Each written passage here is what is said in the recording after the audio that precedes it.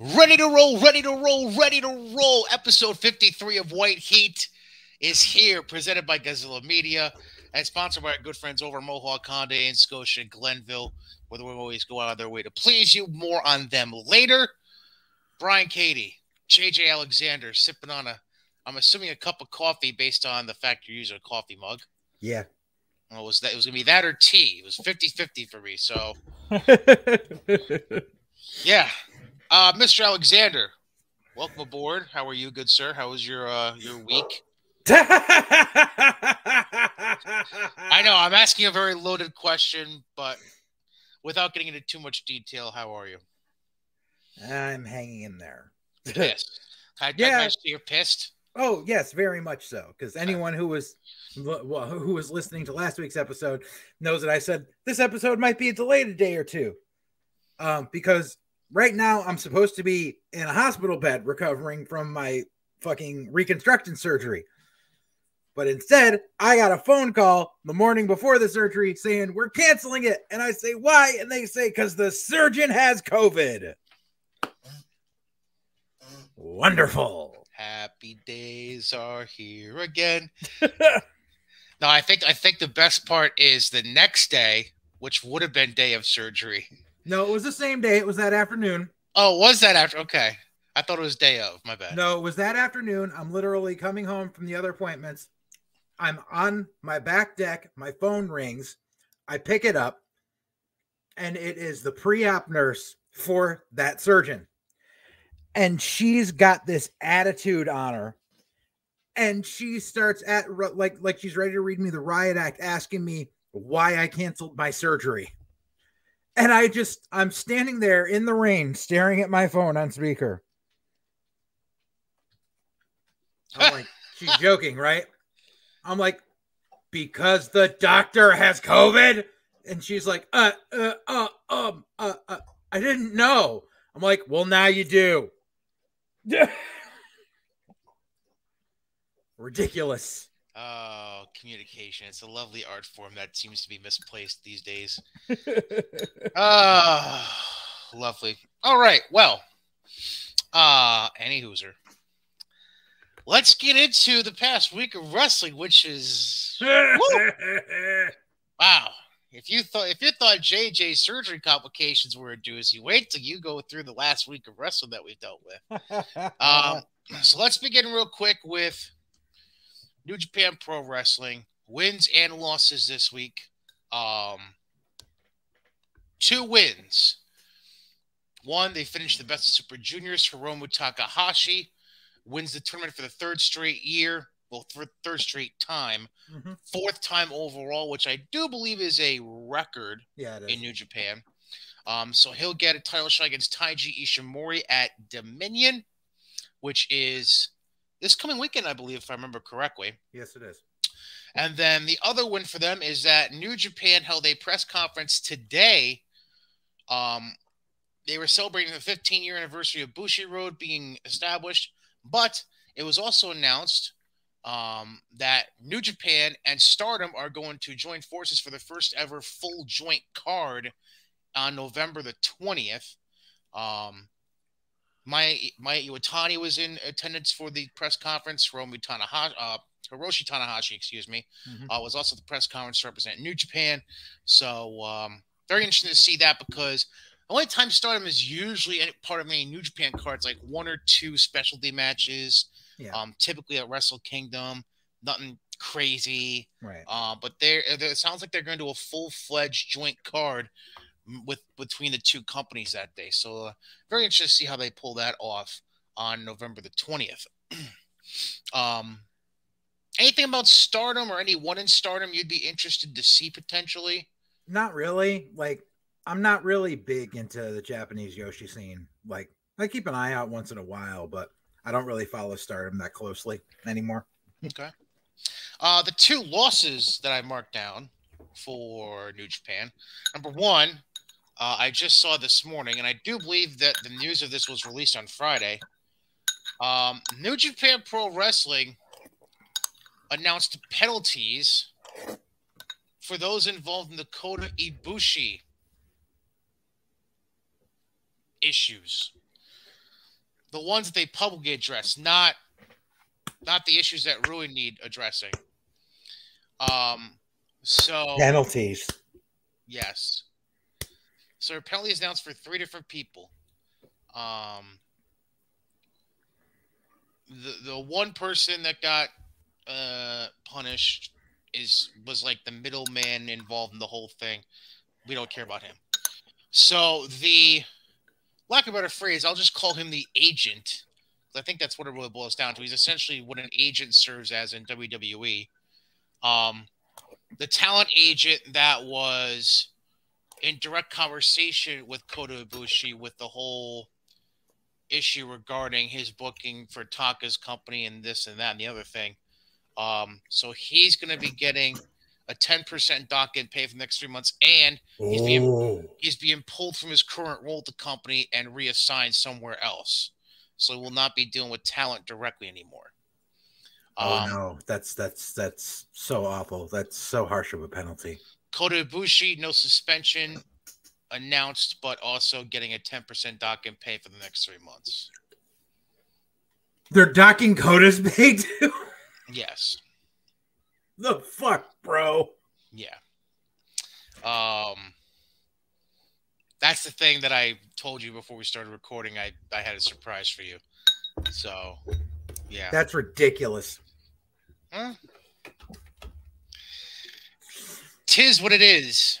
There's one other thing that came out of New Japan last week. I want to see if it's the other thing I wanted to bring up as a loss for them. I wouldn't consider it a loss. Let's see what you've got. Bullet Club has a new member. That's exactly what I was going to bring up as a loss. Ace Austin, correct? Yeah. Okay. I'm not bringing up as a loss because of the talent that's joining Bullet Club. Here's why I view it as a loss. I'm at a point with Bullet Club where I honestly don't give a shit anymore who gets added. Because here's the reason why. Because originally, during the iterations of Bullet Club that were, for lack of a better phrase, led by Prince Devitt and then ultimately AJ Styles, it was elitist, to put it in a way. But then a bunch of tomfoolery and buttfuckery around.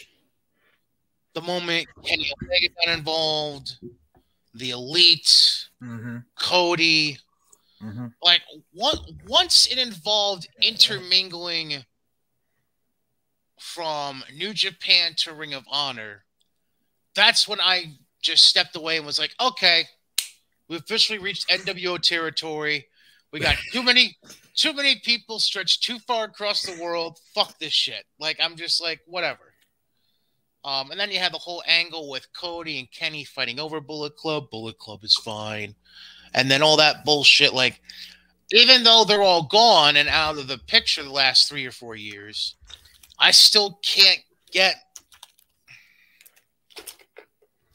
Like, I get excited about certain guys within Bullet Club, but I can't get excited about the group itself, if that makes any sense. Yeah, I mean, I get what you mean on that aspect. I just think that they're in a time of transition again. I honestly, like, for me, Bullet Club became passe. Like, I didn't care when, like, I wasn't happy when the Bucks and Kenny and Cody were all running the show in there. But after they left, I thought, okay, now it's time for rebuilding.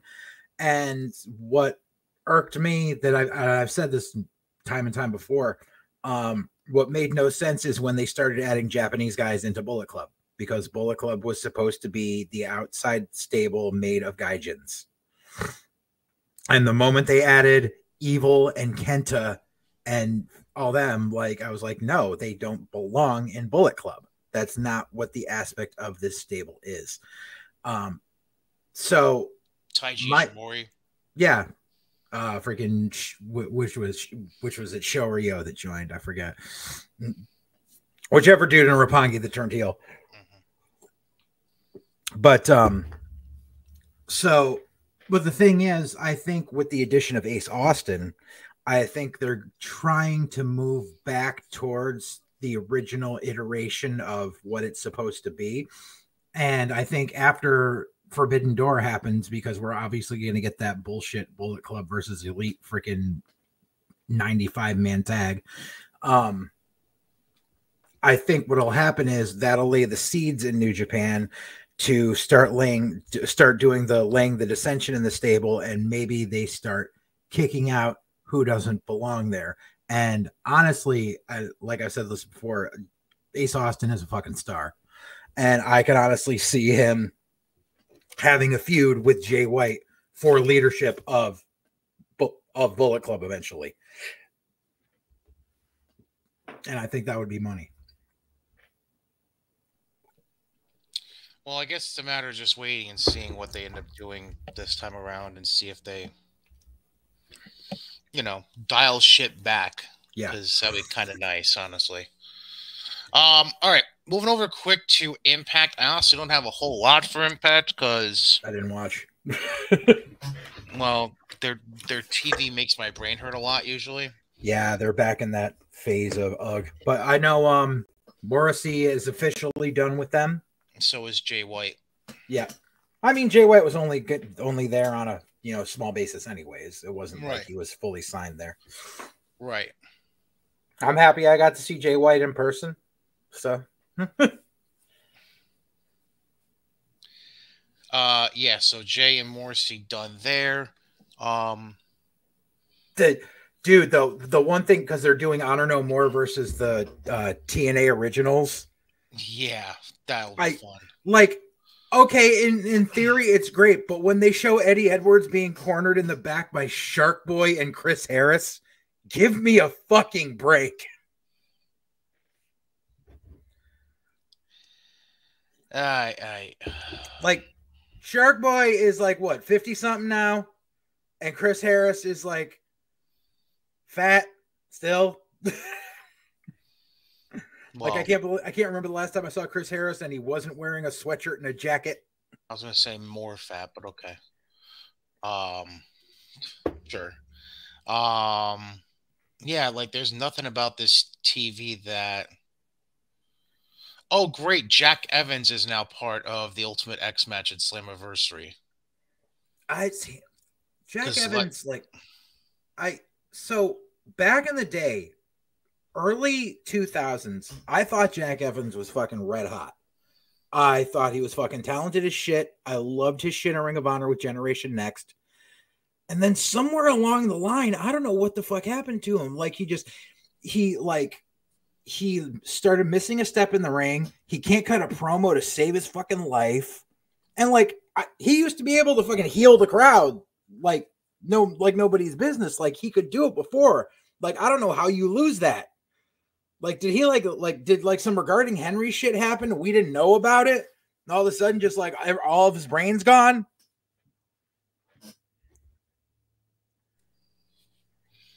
Plus 10 points for JJ for that reference. You want to know what's remarkable? What? Is taking the Digital Media Championship off Matt Cardona, whether they had to or not, because of his injury, whatever. They put on Rich Swann, right? They put on Rich Swann, and now suddenly that title gets defended right away on actual TV. Right. It's hilarious. I was like, this is the title that's going to get defended on our YouTube. No! TV! TV! Bitches! TV!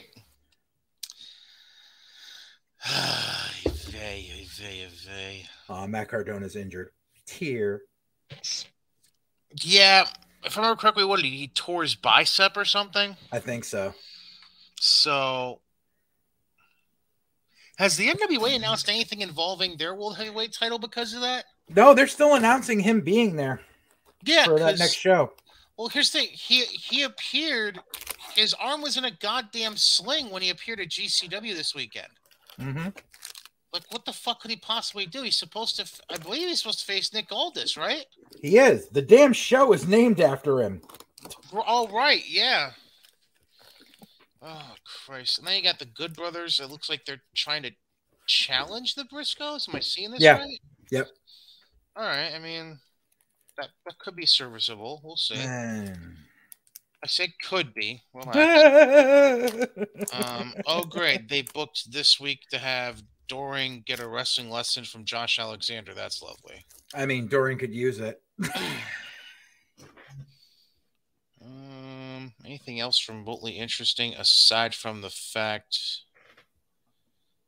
if I remember correctly...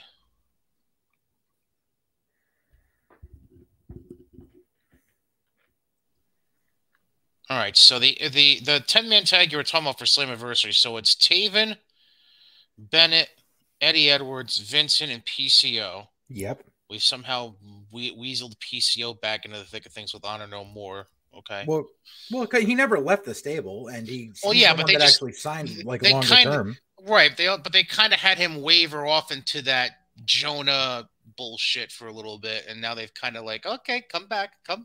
Yep. So the Impact Originals, as they're calling them, it's MCMG, Motor City Machine Guns, and Frankie Kazarian. Ugh. Yay! Nothing says I've been demoted more than losing to Scorpio Sky for the TNT title and then sent to Impact. For Slammiversary. Yay. And then Moose, I believe, gets jumped at the end of the night, by Sami Callihan. So I'm assuming they're probably going to have a match at Slammiversary as well. Yep. That event, by the way, is Sunday, June 19th. So as we're recording this Monday, June 6th, that's about 2 weeks from now. Apparently, ticket sales aren't doing that great for it. Shocker. Are they doing it at the fairgrounds or are they doing it? I don't know. I just know it's in Nashville. Oh, by the way, did you see that Sam Shaw got announced for the NWA? Yeah. Maybe that's going to be their workaround. No, who knows? I mean, it's weird. It Impact's in a weird state where, like, some markets they do better than others. The times they've been going out to Vegas, they've been doing well. Poughkeepsie, they sold out. So it's weird that, especially Nashville is like where they started. You'd think they wouldn't have a problem. Yeah. All right, so NWA, I'm just looking at this right now on their website. They are running at the Knoxville Convention Center for this show. Knoxville, Tennessee. And then the following 2 days, the 13th and 14th, they're going to do Power and NWA USA tapings at the studios in Nashville. That being said, they still have Cardona, Aldis listed, Camille defending the women's title against Kylan King. National title, Adonis defends against Jax Dane. TV title, Mims against Tyrus, who's the champ. Wait.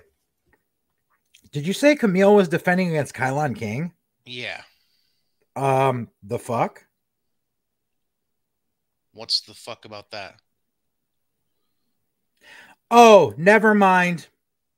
So, I didn't realize there was a female wrestler named Kylan King because there's a male wrestler named Kylan King, Kylon. So that's why I was confused. Oh, JJ. World Tag Titles, Loud Rebellion defending against Commonwealth Connection, which is Davey Boy Smith Jr. and Doug Williams. Yep. And then the women's tag title is also announced. The Hex defending against who? Pretty Empowered? Who the fuck are they? Sorry, I don't mean... They're the cousins of Pretty Deadly. That'd be pretty goddamn funny, actually. Why? Who are they? Why am I really caring? And this is going to be on Fight TV, right? Yeah, Fight TV.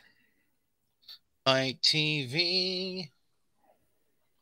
No, I don't want to go to Facebook, you piece of shit. $24.99, by the way, for the event on Fight TV, if you're interested.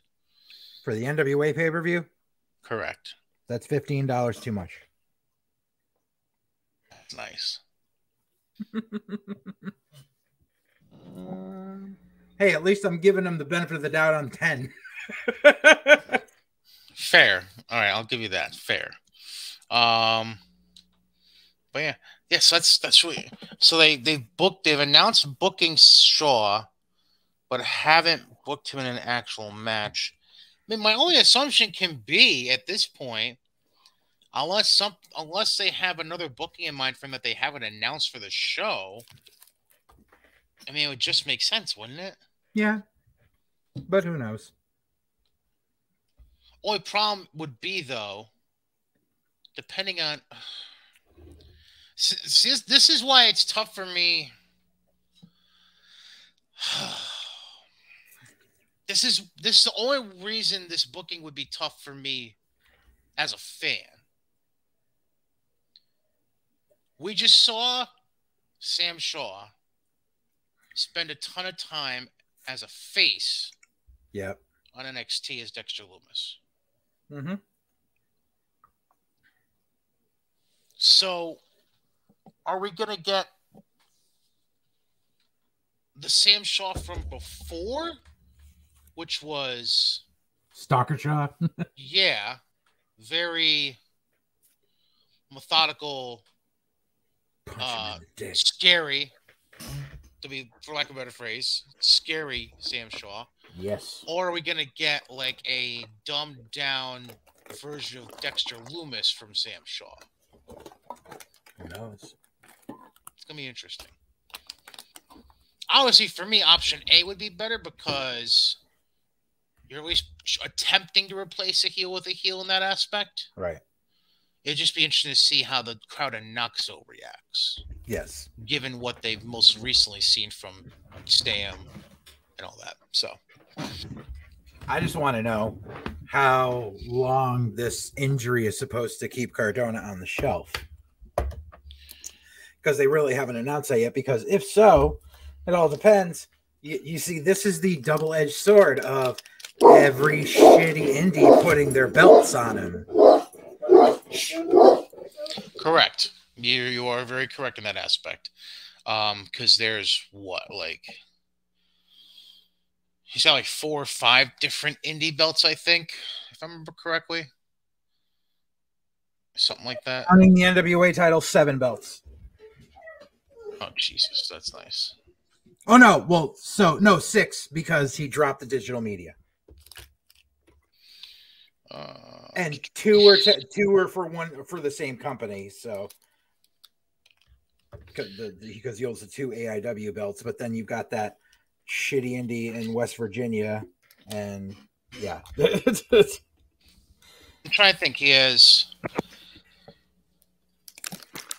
AIW, NYWC. Yes, NYWC. Obviously the NWA heavyweight title. Does he still have a GCW belt? No. No. Okay. No. He has the 2 AIWs right now. The NYWC belt, the NWA belt, the West Virginia whatever, and then there's one other. I forget what it is. It's another random ass indie. Right.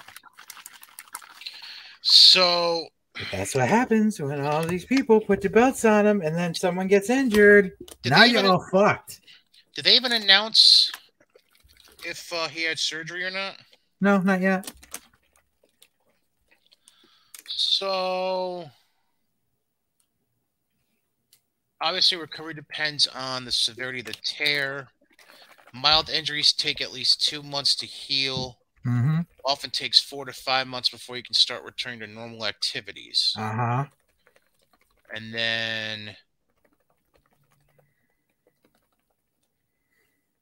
it's recommended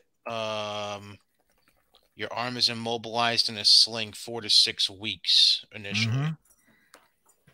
So yeah. Complete recovery from surgery can take up to a year, although most people recover much of their range of motion and strength in 4 to 6 months. Still, that's 4 to 6 months. All these indies need to fucking bite the bullet now. Yay. Sorry, about your damn luck.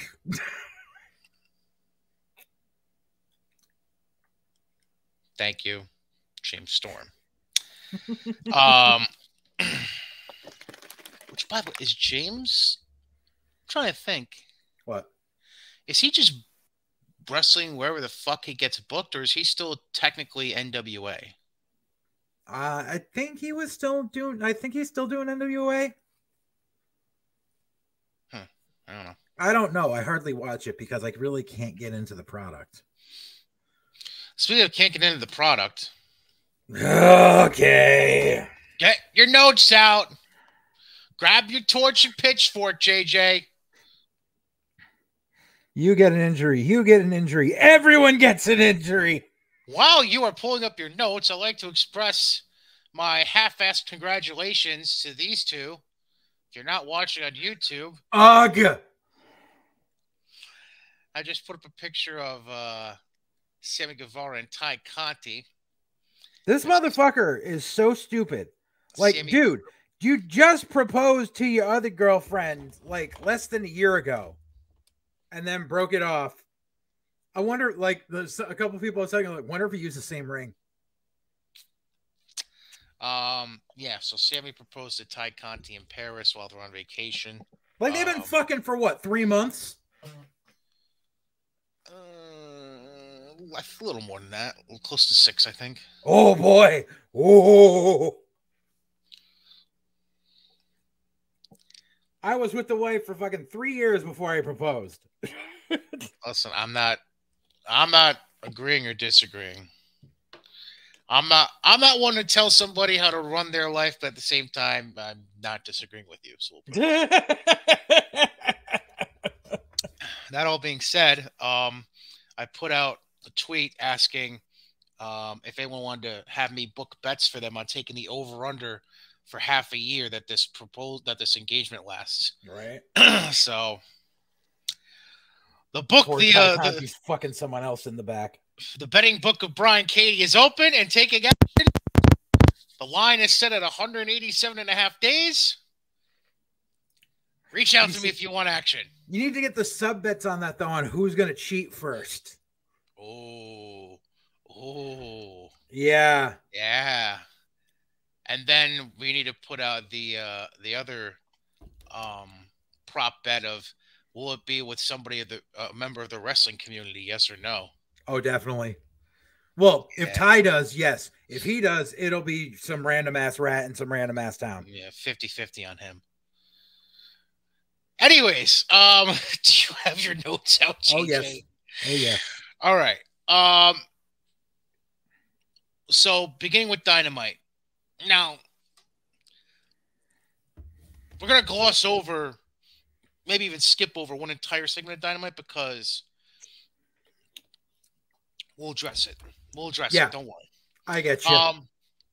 So we open with Punk and FTR beating Max Caster and the Ass Boys. Here's your heavyweight champion. He's in a curtain jerk 6-man against 3 jobbers. And he, if I remember correctly, he botches the hot tag because he stumbles like over the top rope or some shit. Yes. There's a reason that happened. Now, initially, I thought he tweaked his knee or something when he slipped on the top rope and didn't think too much of it. There was also a video of him later that night limping from the end of a segment that we're skipping over and getting to later. Mm-hmm. Obviously, more to come on that. We'll delve into that issue later. They pretty much pinpointed on where he injured his foot. It was right when he came out and did the stage dive into the crowd, like a dumbass. That's good to know. I didn't know that. That's good to know. Yes, dumbass.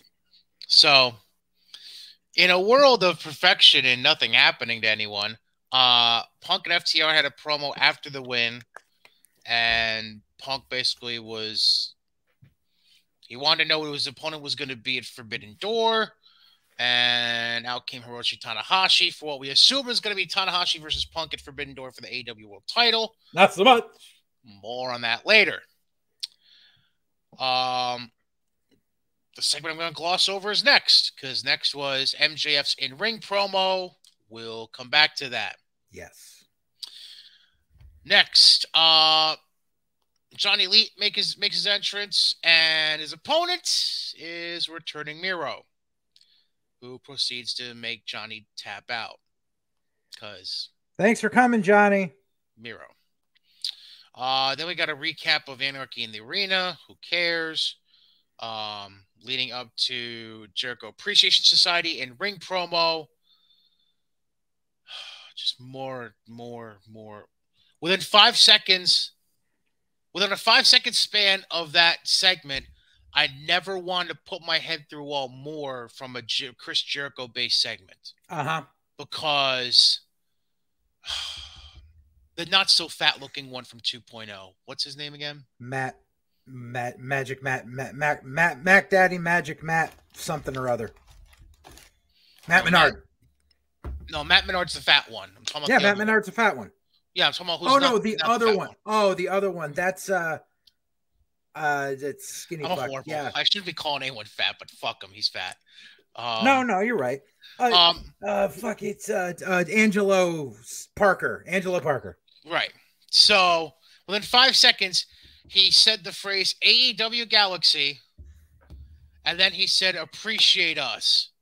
And you can't tell me that's not, like, I get their name is Jericho Appreciation Society, but you cannot tell me that moment was not a knockoff of Acknowledge Me by Roman Reigns. Oh, it absolutely you can't was. Fucking tell me that. They're purposely going for that. Here's what I can't fucking stand.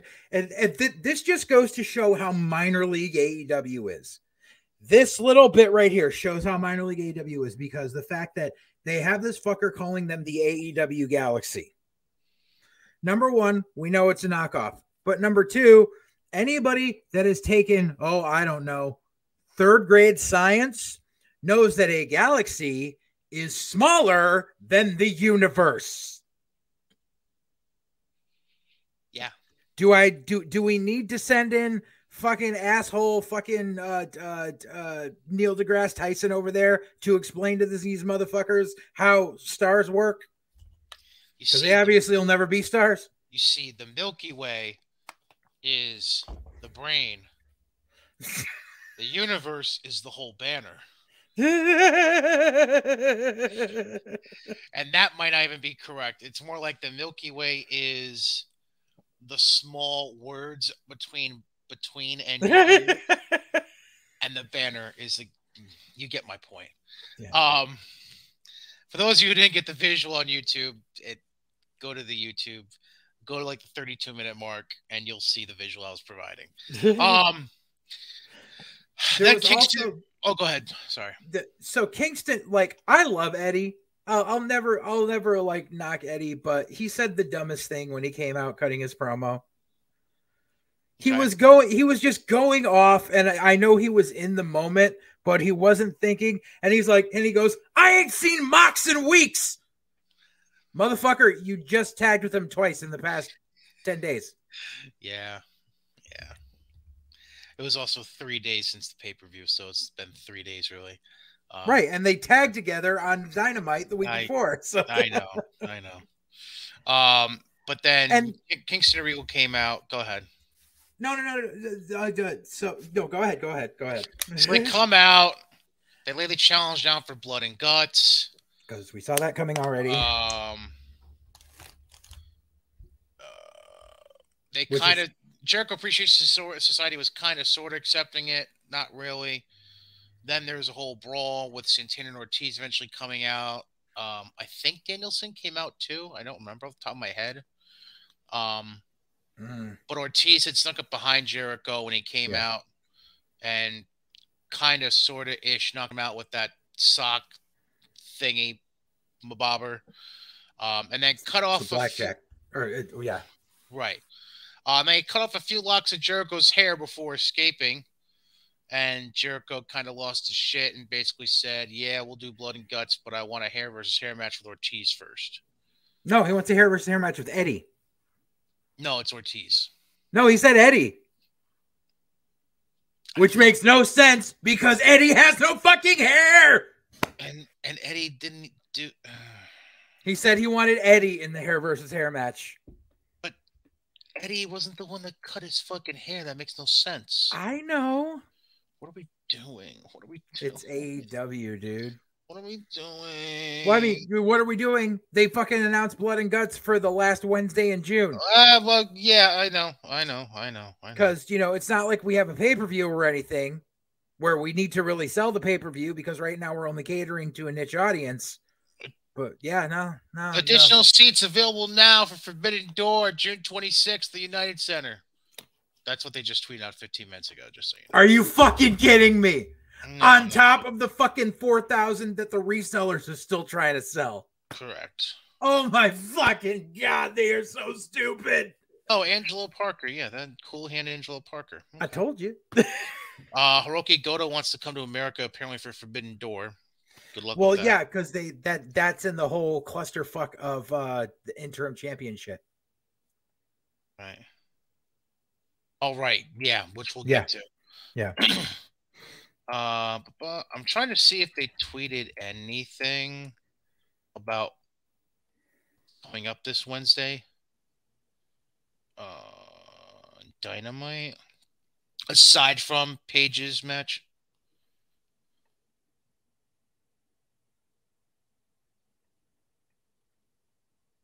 I'm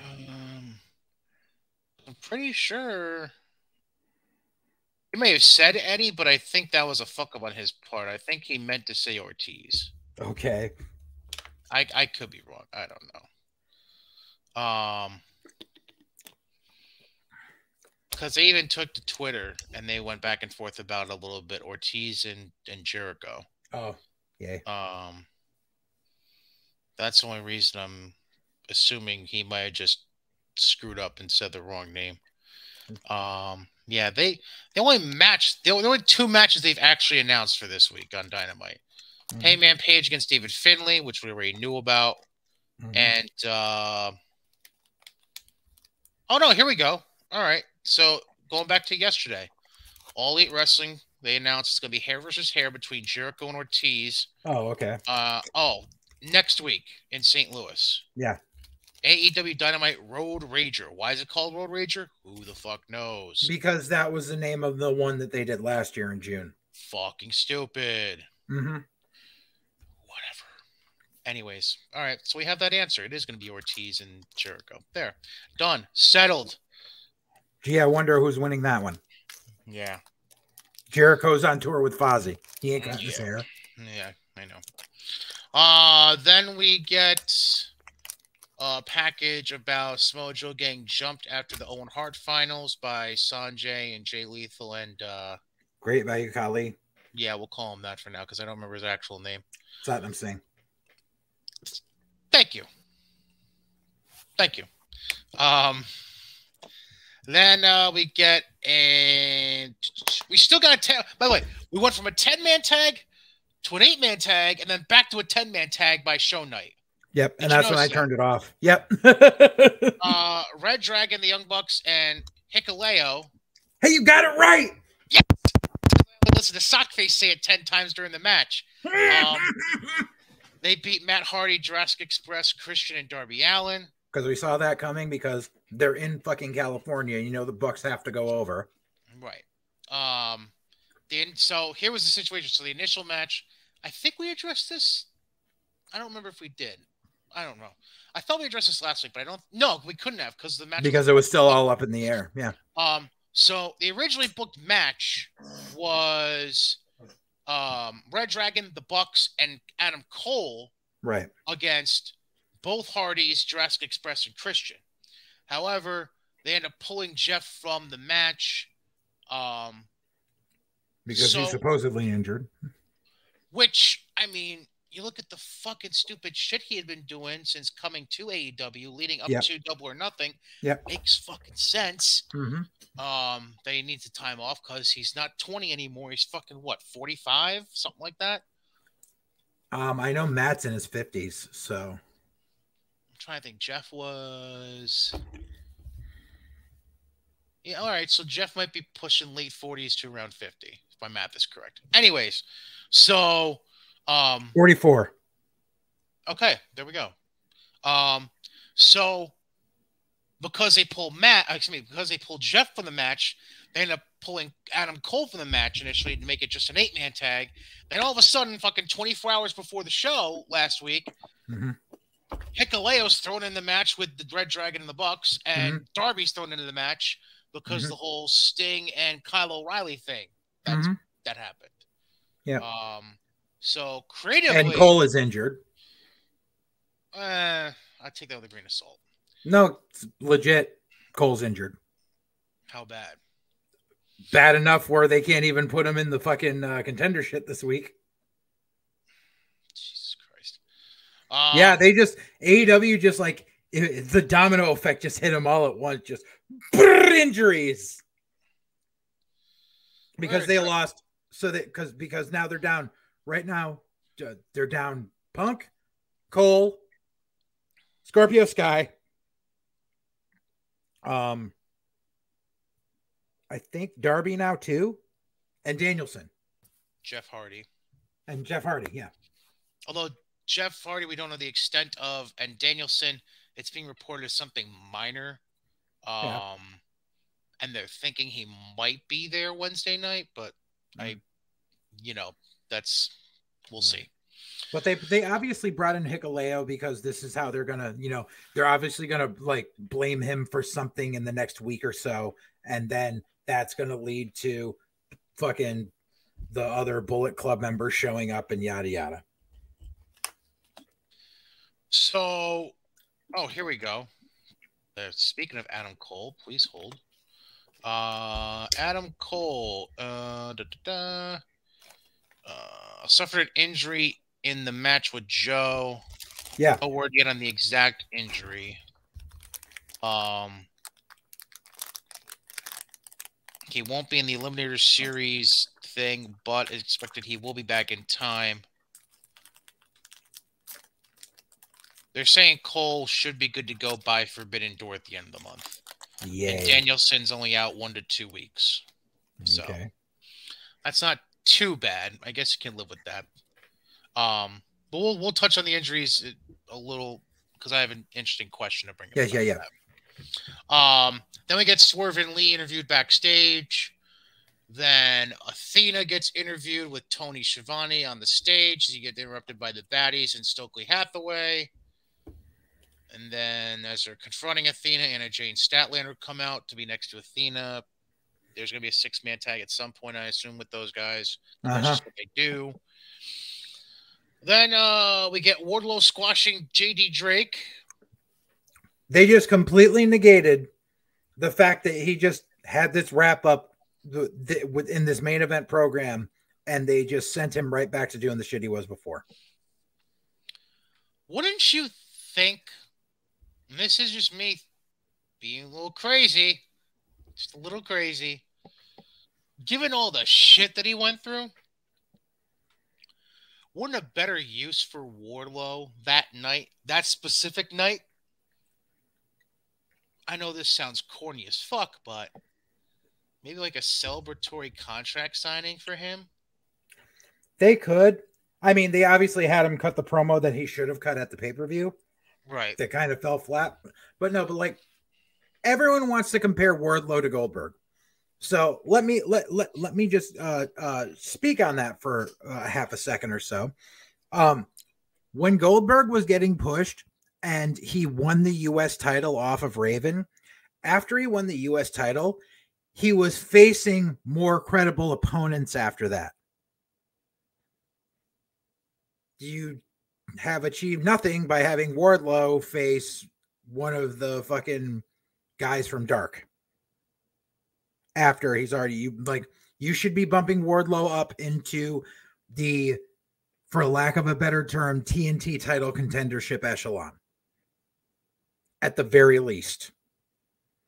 And instead, this is Tony Khan not seeing the forest for the trees, and now Wardlow's just going to kind of be there.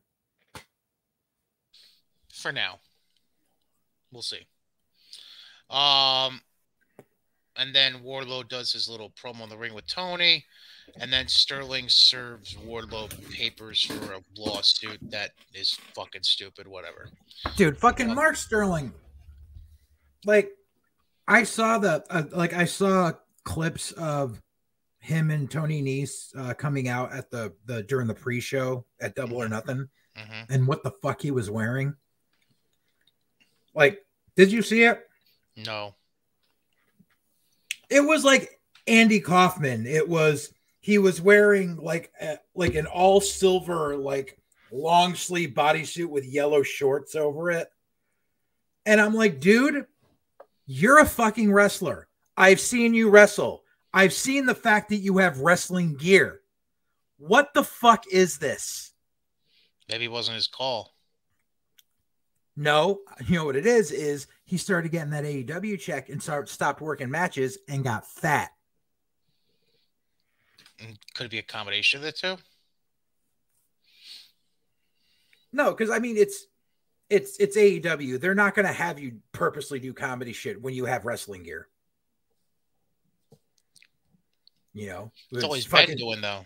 Because, well, I know, but like, because I've seen him work the indies, and the thing is, when he was doing the indies, he was doing a fucking Dean Douglas gimmick with the same fucking style, fucking singlet and robe and shit. Lovely. Yeah. Everybody's trying to be Lanny Poffo. That's nice.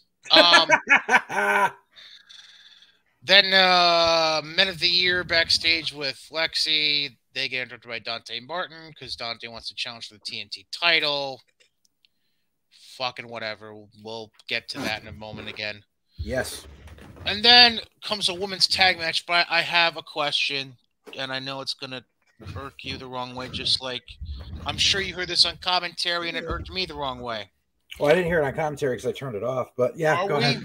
Are we really fucking calling Adam Cole and Britt Baker the King and Queen of Hearts now? What did I say? Are we really fucking doing this right now? What did I say? They're going to prom king and queen this shit. So, of course, they're going to give them those names. Even though that's the biggest sacrilege to Owen, because that was Owen's fucking name. Yeah, I know. I know.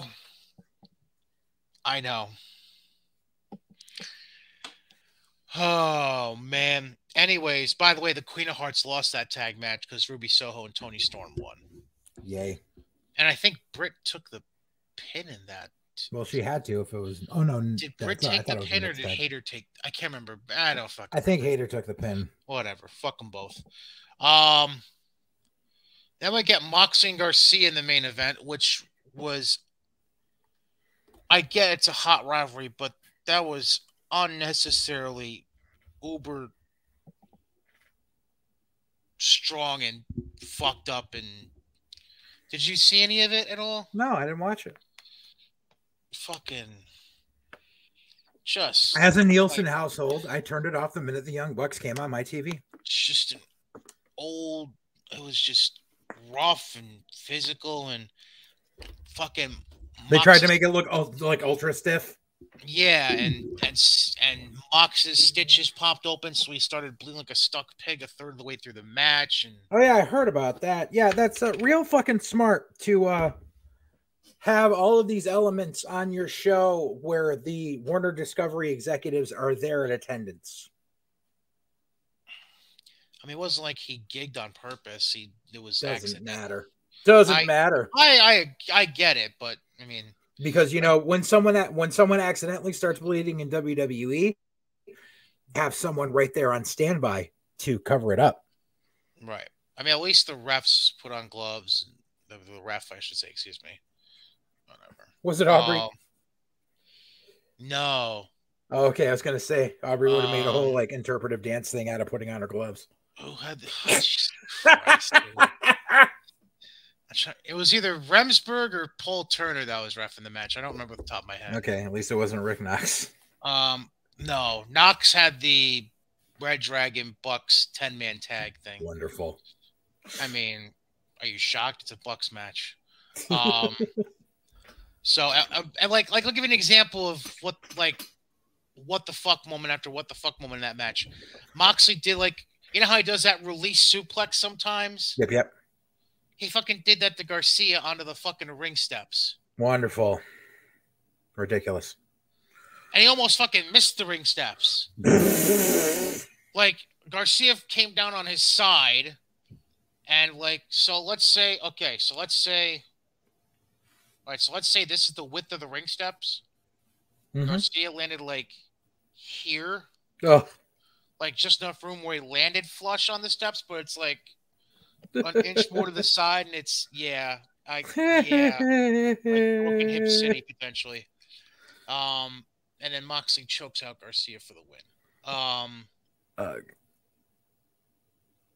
Then Rampage, I'm assuming you didn't watch. Fuck no. 450,000, baby. So we get the Bucks opening the show, beating Penta and Phoenix. Oh yeah, I remember hearing about that, and everyone's like, "Oh my god, it was an amazing match." No, it wasn't. I didn't watch it, and I can tell you, it wasn't an amazing match. Rick Knox refereeing, obviously, because it's Bucks and the Lucha Brothers. Seems to be the go-to thing. Do you want to guess how the Bucks won the match? Meltzer driver. Wrong. I'm talking about more than just the finishing move. There was a whole thing. All right, so the Bucks had the upper hand of Lucha Brothers, but both guys were still in the ring. Okay. So how do you get the stronger one that's on his feet out of the ring? I'll give you a hint. It was Penta. I don't know. I don't know what you're driving at here. Well, Penta at some point in the match, or maybe it was the whole match, had the chin strap of his mask unbuckled. Oh, Jesus. So they tried to do the pull the mask off bit. Yep. They pulled his mask off. He covers his face, falls to the ground because tradition. Yeah. And then they grab Phoenix, who I believe, yes, they grabbed Phoenix, who was down and prone. BTE trigger 1, 2, 3. That's your match. Fucking BTE trigger. Then we get Hobbs and Stark squashing two jobbers in a minute. That's nice. This was a live Dynamite, by the way. That's right. It was in Ontario, California. To Circle Rampage. Bucks. Yeah. Or Rampage, yeah. Yeah, and that's the only reason the Bucks works Rampage was because it was fucking it was live and in California. I know. Then Athena made her in-ring debut, beating Kiera Hogan, and I must say this. I heard Kiera Hogan fucked up a lot during that. She made it was almost to a point where it looked like it was being done on purpose. How much she was fucking up shit and making Athena look like crap. Damn. It was bad. To the point where at the end, what the fuck is the name of the goddamn finisher that she uses? The Eclipse. All right. So Athena goes to do that. Kiera's standing too fucking far away, so Athena barely gets to her head to grab it and pull her down. I heard that happen, yeah. And that's just one example. Like, if you go back and try to find the match, God bless you for trying to sit through that, because Kiera really fucked it up. Then we get a House of Black. Down to Black. Down to Black. We got Julia Hart in the House of Black. We got a pre-tape promo from them where Julia actually did most of the talking, by the way. Then we get Punk in-ring promo saying he has an injury. Basically, he stubbed his toe. He tore up his fucking foot, apparently.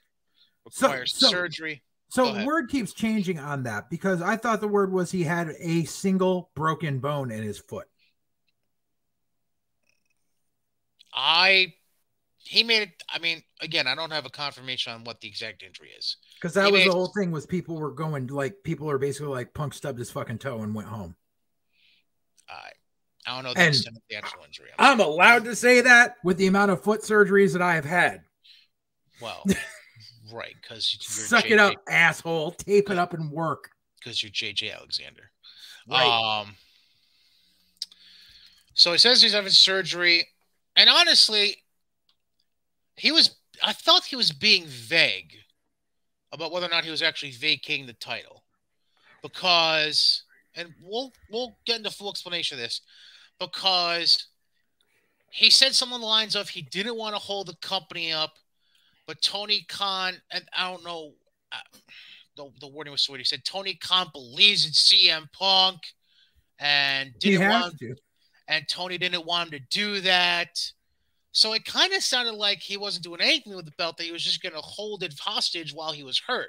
That was the initial, because plus, usually when guys are vacating, for whatever reason, there's this weird time-honored tradition where they just fucking lay the belt in the ring and then walk away, because that's effective. We need that visual after what you just said. But he didn't do that. So then it led to me thinking even more, what the fuck did I just witness? We'll get to that in a moment. And then the main event, Scorpio Sky retains the TNT title over Dante Martin. And he got injured. And that's how they're showing off the year. You know how happy I am that the homophobe got injured the first week of Pride Month? Yeah, you said that before. Sweet, sweet karma. Yeah. So Sky had apparently been fighting through a knee issue since Double or Nothing. And now it's gotten to a point where he needs to have it actually addressed and dealt with, and so who knows how long he's going to be out. So are we going to get another interim TNT champion? I mean, they made an interim one when Cody was gone for a week. For you. Now we're going to have by the end of this, we're going to have 4 TNT belts. That's not badly busted open. Sorry, I'm just seeing something from Hell in a Cell last night. That's not that bad. Anyways, I'll come back to that. I'll come back to that later. We're gonna have you probably know what we're referencing. We're gonna have a ladder match with just 4 or 6 TNT belts. Everyone gets a title. Shut up. All right. Watch. It's gonna happen. All right. Let's address a few things here about. Let's get specifically into a few things involving AEW. Number 1. We started addressing this last episode because of all the bullshit surrounding the weekend of Double or Nothing and his actual match ends up going off first at Double or Nothing and whatever. So everybody was on pins and needles about what could possibly be next with MJF and AEW, blah, blah, blah, blah, blah, blah, blah, blah. Well, so on Dynamite, after the opening match, the Punk FTR match, MJF comes out and how should we say this? Well, number 1, he comes out completely of his own volition. This is a guy that was taken out on a stretcher. Correct. Walking out like nothing happened. Right, which I don't really think of, but now that you say that, that makes Wardlow look like shit. Right, that's really stupid. Also, if you really want to play off this whole thing about how much of a shoot this is, why is MJF coming out to his music and Tron? He should just be walking out to the ring in silence. Sure. Yes. So he comes out and does. Everybody tries comparing it to the pipe bomb from CM Punk. I mean, I guess there's certain.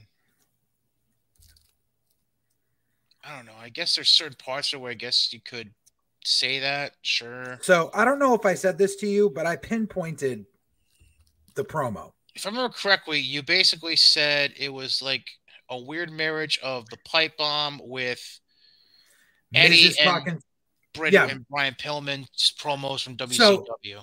So it wasn't really Pillman's promos from ECW. It was Pillman-esque in its form, but it was a combination of the pipe bomb, the promo Miz cut on Talking Smack against Daniel Bryan. Yep. And the Eddie Guerrero promo on Nitro where he was demanding to be out of his contract. Do you remember that one? Vaguely, yes. Comes out, says, I want out of my contract. He pours coffee on himself. Yes. Was this when he was still in LWO?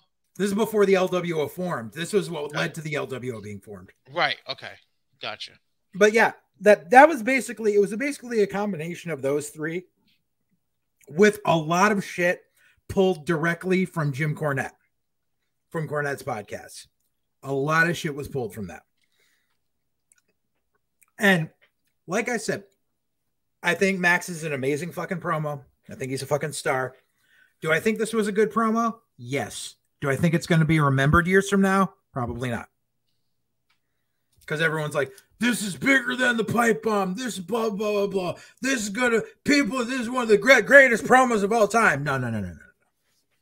You see, like I said, this is good. Yes. But if you're going to try to put it up along the annals of my shoes cost more than your house and hard times and say your prayers, eat your vitamins, blah, blah, blah, blah, and load the ship with the rocket fuel and, like, people remember that shit. This, I mean, as it is, you ask people about the Punk pipe bomb promo, they know of it. They can't quote any of it. They just remember that it happened. Like the most they can say is, "Oh yeah, I remember he called Triple H a doofus." Hi, Cole Cabana. Hi, Cole Cabana. Yep. And I'm a Paul Heyman guy because that's where that came from originally. You remember who else was Paul Heyman guy? Brock Lesnar. Like, but like, there's like, yeah, that's like the little snippets that people hardly remember. They just remember that it happened and that it was influential when it happened. But even the pipe bomb, I wouldn't put up there in the annals of greatest promos of all time. Because was it influential? Yes. Do people remember what he was actually saying in it? No. I'd also put something else in there that you didn't list off, by the way. What's that? Any Mick Foley anti-hardcore promo from ECW. Yes. Yes. I'm hardcore. Or like the promo, the promo when Hogan, the night after, when the NWO promo when Hogan first formed the NWO and the trash in the ring at Bash. All this trash in the ring represents these people. These fans can stick it. Right. Yeah. See, people remember that shit. I lost my smile. Yes, I lost my smile. I would put that up there. Absolutely. Yeah. But yeah, this one. Not so much. And I mean, it's not, MJF spits fire every week. I will give him that. Great fucking promo. And I can't wait until he's in a company that cares about him. Like, truly cares about him. Not like this placating shit that's happening now. By the way, noticing a difference between the promos we're naming off and this promo? They all took place not in AEW. True. Not the point I was getting to. Aside from the one I mentioned with Mick and the ECW promos, they're pretty much all around a bigger audience viewership. Yeah. Hence why they're remembered a little better. Yeah. Because more people saw the product instead of, less than 1 million. Mm-hmm. Just throw that out there. Hey, they had over 1 million for that first segment. Just over 1 million. Yeah, how many were there for the MJF segment? I'm not sure. I think it was. I saw the breakdown, and I think it was like 975,000. Yeah, less than 1 million. Yeah. Thank you very much. Yeah. All right. Second thing we need to address, because you brought it up, and I got to bring it up again. So you mentioned the number of guys with that have been injured in recent weeks in AEW. Mm-hmm. So the question I thought of was, is this a safety issue by the workers? Is it a lack of reps because they're only working 1 or 2 days a week? Or is it a combination of both? I say both. Because I'd also like to point out that, they've been saying every time they've set up for Dynamite, Regal and Danielson are in the ring running drills with guys, and Ricky Stark's like, yeah, I've seen him do it and shit. It's like, yeah, and I'm sure it's the people who are on Dark who are in there doing them. The guys who are already in the main event aren't in there doing that shit because they're like, I don't need to. I've already got my spot. Either that or it's just people going, I'm already getting fucking paid by this mark, and I don't care. Oh, that's something that I need to go back to MJF for 1 second. So for those that don't know, which I don't know if you don't know at this part, when they bleeped out MJF, how he was staring into the camera and said, I want out of my contract, Tony Khan, you fucking mark. Yeah, he wasn't. I don't know why.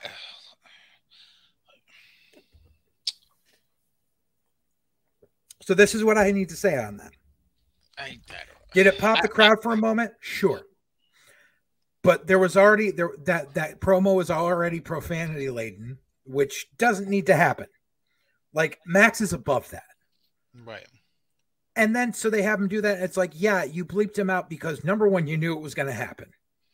It's not like the pipe bomb where they cut off Punk's mic because they were out of time on the show and that's why they cut off the mic. Right. They knew it was going to happen. They were there to bleep it. Tony Khan is sitting there next to the Warner Discovery execs who pay their fucking bills and witnesses the crowd, witnesses MJF call him a fucking mark. And he's like, oh, but it's okay because I knew it was going to happen, so I was going to bleep it. And they're sitting there going, and you still let this guy talk to you like that, storyline or not. And if you're allowing him to do it now and you say you give these people creative freedom with their promos, how do you know that someone else isn't going to pull that one day? Because they already had the incident with Moxley a few months back where Mox dropped an F-bomb and they didn't catch it. And then they're like, you're an audience here. And it's like, and I really, like I said, I wanted to be a fly on the wall because I wanted to see the cocaine-laden fucking excuse for, oh no, it doesn't matter. They're like, what about the children that are in the crowd out there? Oh no, they're not in the key demo, bro. We don't care. What about the children? They're not in the key demo.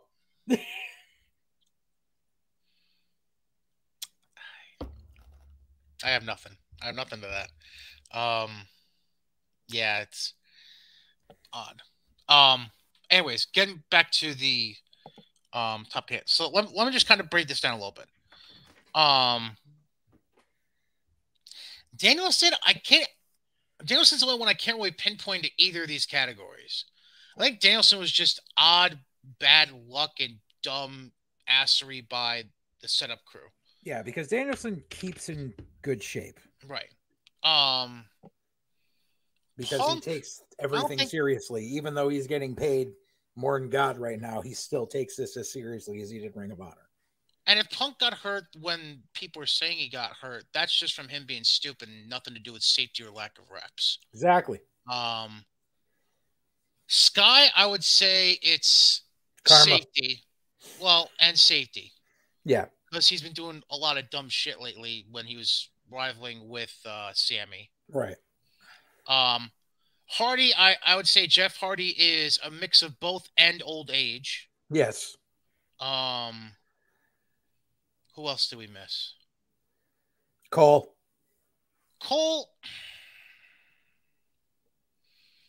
See, if I had an idea, because his matches haven't really been impressive, that crazy.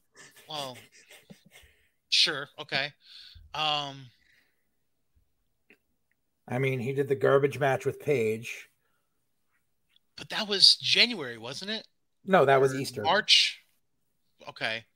Still, that was long before he got hurt. That was 2 months ago. Right. But I mean, it's also so apparently he got injured in the Samoa Joe match, and I've been saying for years that Joe is unsafe, but no one wants to listen to me. All right, so I would. So I mean, why don't you ask Tyson Kidd about how safe he is? Right, so that's more of a safety issue, but not on his end. That's more on his opponent's end because Joe's a fucktard. I don't know. It's just, and this isn't like the only reason this is actually a news item right now is because of who it is. Like this is old news, honestly, when it comes to AEW. Let's just rewind a little bit. Joey Janela, a fucking idiot. Dude, how long was Miro out with an injury? Miro, yes. I think Archer was hurt at one point. Yeah, when he freaking landed on his head trying to do a damn moonsault. Right. Jake Atlas. Yep. Who got busted for domestic battery. Yeah, well, that's neither here nor there. That's old news too. That's a couple weeks ago. But yes, you're right. I mean, it just happened, and he's still under AEW contract. Yet like every article that you see is like former WWE, like he's still under AEW contract. Right. You're right. Because he was going to be, because if he wasn't injured, he would have been toted out for Pride Month. Instead, now they had to tote out freaking Anthony Bowens. Because God forbid, fucking Sonny Kiss even gets a fucking spot on regular TV doing a PSA ad for Pride Month. Like, seriously. Fucking, like, that pisses me off the most. Like, yes, Anthony Bowens is LGBTQ. That's fine. But Sonny Kiss has been there in your company since fucking day one. And if anyone deserves some fucking recognition and deserves an inkling of fucking television time because he hasn't sniffed a spot on fucking Dynamite or Rampage in 2 fucking years, for Christ's sake, throw him a fucking bone. You're right. You're right. I ain't gonna argue that.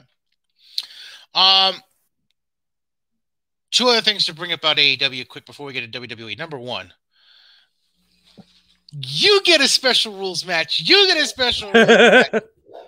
They're putting blood and guts on free TV again. They're doing it on Dynamite June 29th. Because we needed to put it 3 days after Forbidden Door, apparently. Ratings, baby. Needed to put it on free TV because TV ratings still matter in 2022, I guess.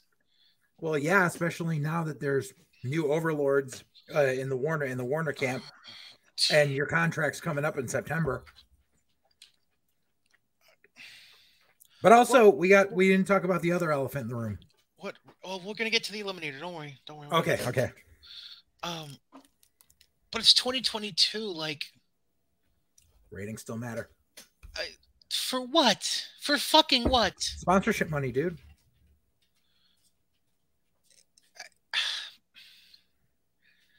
But they're not competing against anything, so why does it really fucking matter at that point? Number 1, Tony Khan will do everything in his power to try to sniff getting WWE style ratings. It'll never happen, but he's going to keep fucking trying because he's Herb Abrams and thinks he can fucking compete with the big boys. Friday Night War was a thing.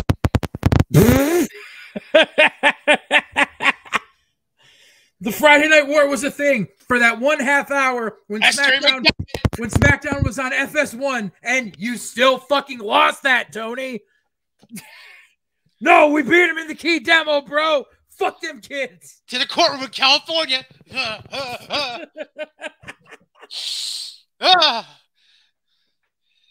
We covered what he was talking about there, though. Or I don't know if we covered it here, but I figured out what he was talking about. What? God. So that whole thing with Jerry McDevitt and on record in a court in California and all that shit. Was that a Dark Side of the Ring reference? No. It's because of the MLW lawsuit against WWE. Oh, Jesus, because they're claiming WWE is a monopoly, and Jerry McDevitt said AEW wrestling is on cable television and they hold a so-and-so share. So that makes WWE not a monopoly. That was the wording he used, but Tony Khan turns that into Jerry McDevitt said that we're competition. We're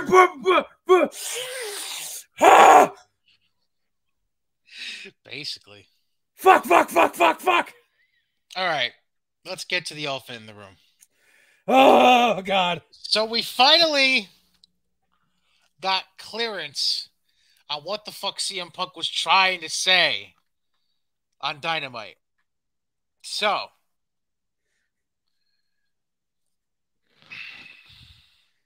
let's begin with the obvious dumbassery that exists before we get into the process of what they're about to do. And this is the direct press release AEW put out back on Saturday, the day after Punk's promo about needing the time off.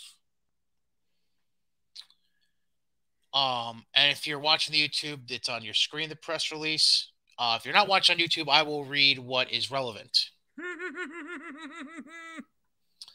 The opening sentence, enough, makes me want to scream. During All Elite Wrestling's live broadcast of Rampage from Ontario's sold-out Toyota Arena, because you really need to put that in a press release, AEW World Champion... It wasn't sold out. Yeah, I know. AEW World Champion CM Punk announced that due to injury, he would be out of action indefinitely. This is the part of the sentence that made me want to scream. However, he would not be relinquishing the AEW World Championship. First of all, he didn't really clarify that. He was being very about that. This is more or less you just saying, I believe in CM Punk, motherfuckers, so you need to believe in CM Punk. He's still our champion, goddammit. Otherwise, I have to go back on all this shit I said during the media scrum. Yeah. So, following this development, AEW President and General Manager Tony Khan has announced the AEW Interim World Championship Eliminator Series, beginning this Wednesday on Dynamite on TBS. The multi-stage Eliminator Series will feature the following. Number 1, Battle Royal featuring many of the top competitors in AEW, which will open the broadcast of AEW Dynamite from the arena in Independence, Missouri, with the winner advancing to compete in the main event that night. That same night, the winner of the Battle Royal will meet former AEW World Champion #1 ranked Jon Moxley in an eliminator match in the main event of Dynamite, with the winner advancing to compete for the interim AEW World Championship at Forbidden Door at the United Center in Chicago, June 26th. Let's stop there.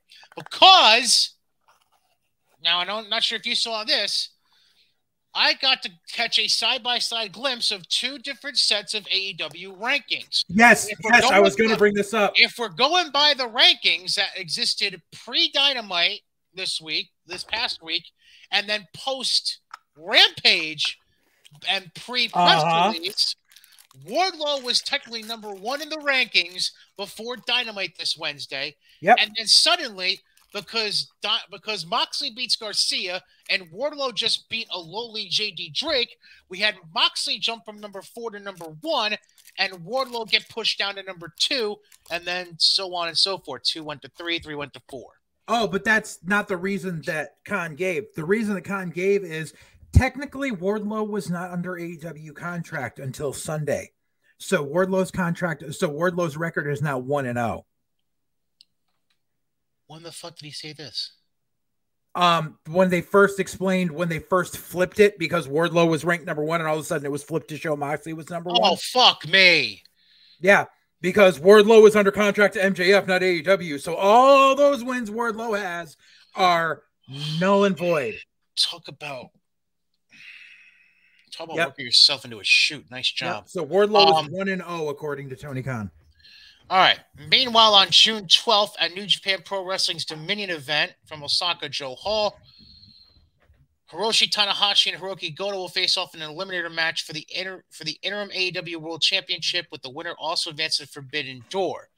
The winner of AEW's eliminator match will face the winner of New Japan's eliminator match in the main event of Forbidden Door on June 26th to crown the interim AEW World Champion.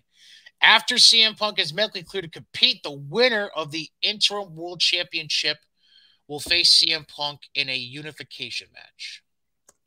Yep. So, a couple things I want to touch on this. Number 1, this is literally the 3rd interim bullshit storyline you have pulled since January. Because they did it with the TNT title and they did it with the Ring of Honor Women's title. Number 2. Didn't they technically do it twice with the TNT title, by the way? No, it was Sammy. Well, they did it. Sammy was got the it interim because of champion Cody. Because of Cody, and then they had the unification match. That was it. Weren't there 2 separate belts again? No, point? Sammy just kept carrying around 2 belts, and then they stole one of them. Sammy kept carrying around 2 belts, and then what happened was when Scorpio won, he gave one of the belts to Dan Lambert, and then they stole the other one and destroyed it. And so that's why Scorpio Sky came out with the Lakers fucking belt. I could have felt like if there was another interim belt somewhere in there in the midst of the whole Sammy Scorpio thing. No, that was it. Go ahead. But and then like I'm sitting there going, none of this makes sense because everyone's like, just relinquish the title. That's the way wrestling is done. But no. We're going to ignore 100 years worth of professional wrestling because Tony Khan wants to treat AEW like UFC. Because that's what happens in UFC when guys get injured. They have interim champions. And then they bring them back and then they have the main event in Las Vegas. And they have the unification of it. And it's real sport. So that's what AEW is real sport.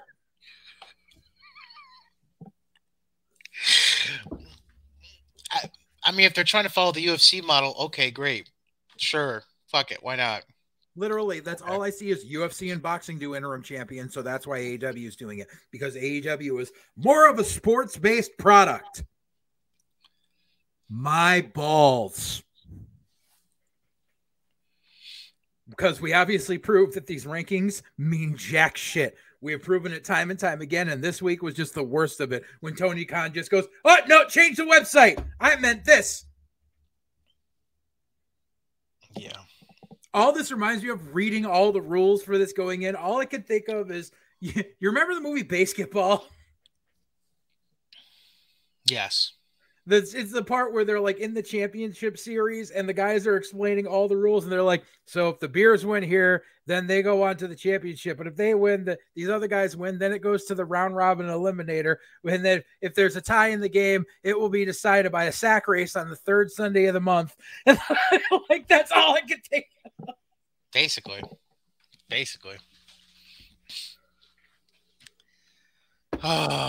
Like, and so you've got all these injuries. So what's sadly going to happen that honestly, from the way this looks, because they obviously don't want to build Wardlow into the main event, and Miro just came back, so that would be hot shotting. They can't do it with Cole because he's injured. They can't do Danielson because he's injured. Moxley is Moxley is tied up in the fucking blood and guts thing, so they're not going to put the title on him. Which means, sadly, and more sadly, we're going to get fucking Tanahashi versus fucking Kenny Fingerfuck for the fucking AEW title.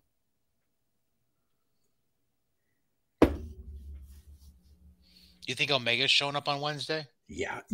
Dude, everyone knows Omega's showing up to get it, to horn in on Forbidden Door.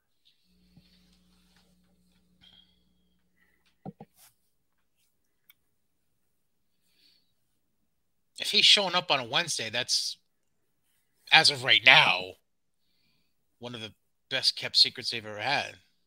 He's been backstage. Yeah, but being backstage is completely different from actually being Ray. Dude, you know something? I don't give a fuck who fucking wants to debate me on this. I don't think he would ever fucking, like, everyone's like, Kenny had to have all these surgeries. Really? Where's the proof? Yeah, nobody's really said anything. Exactly. And when he dropped the belt was January? No, November. Yeah.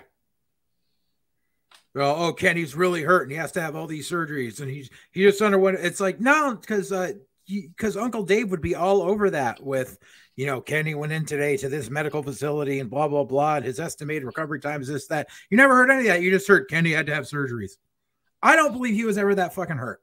I believe that he's sitting there in the fucking back, sitting there collecting 2 fucking paychecks. And he was waiting for this whole fucking Japan thing to fucking happen so he could come back to his glory.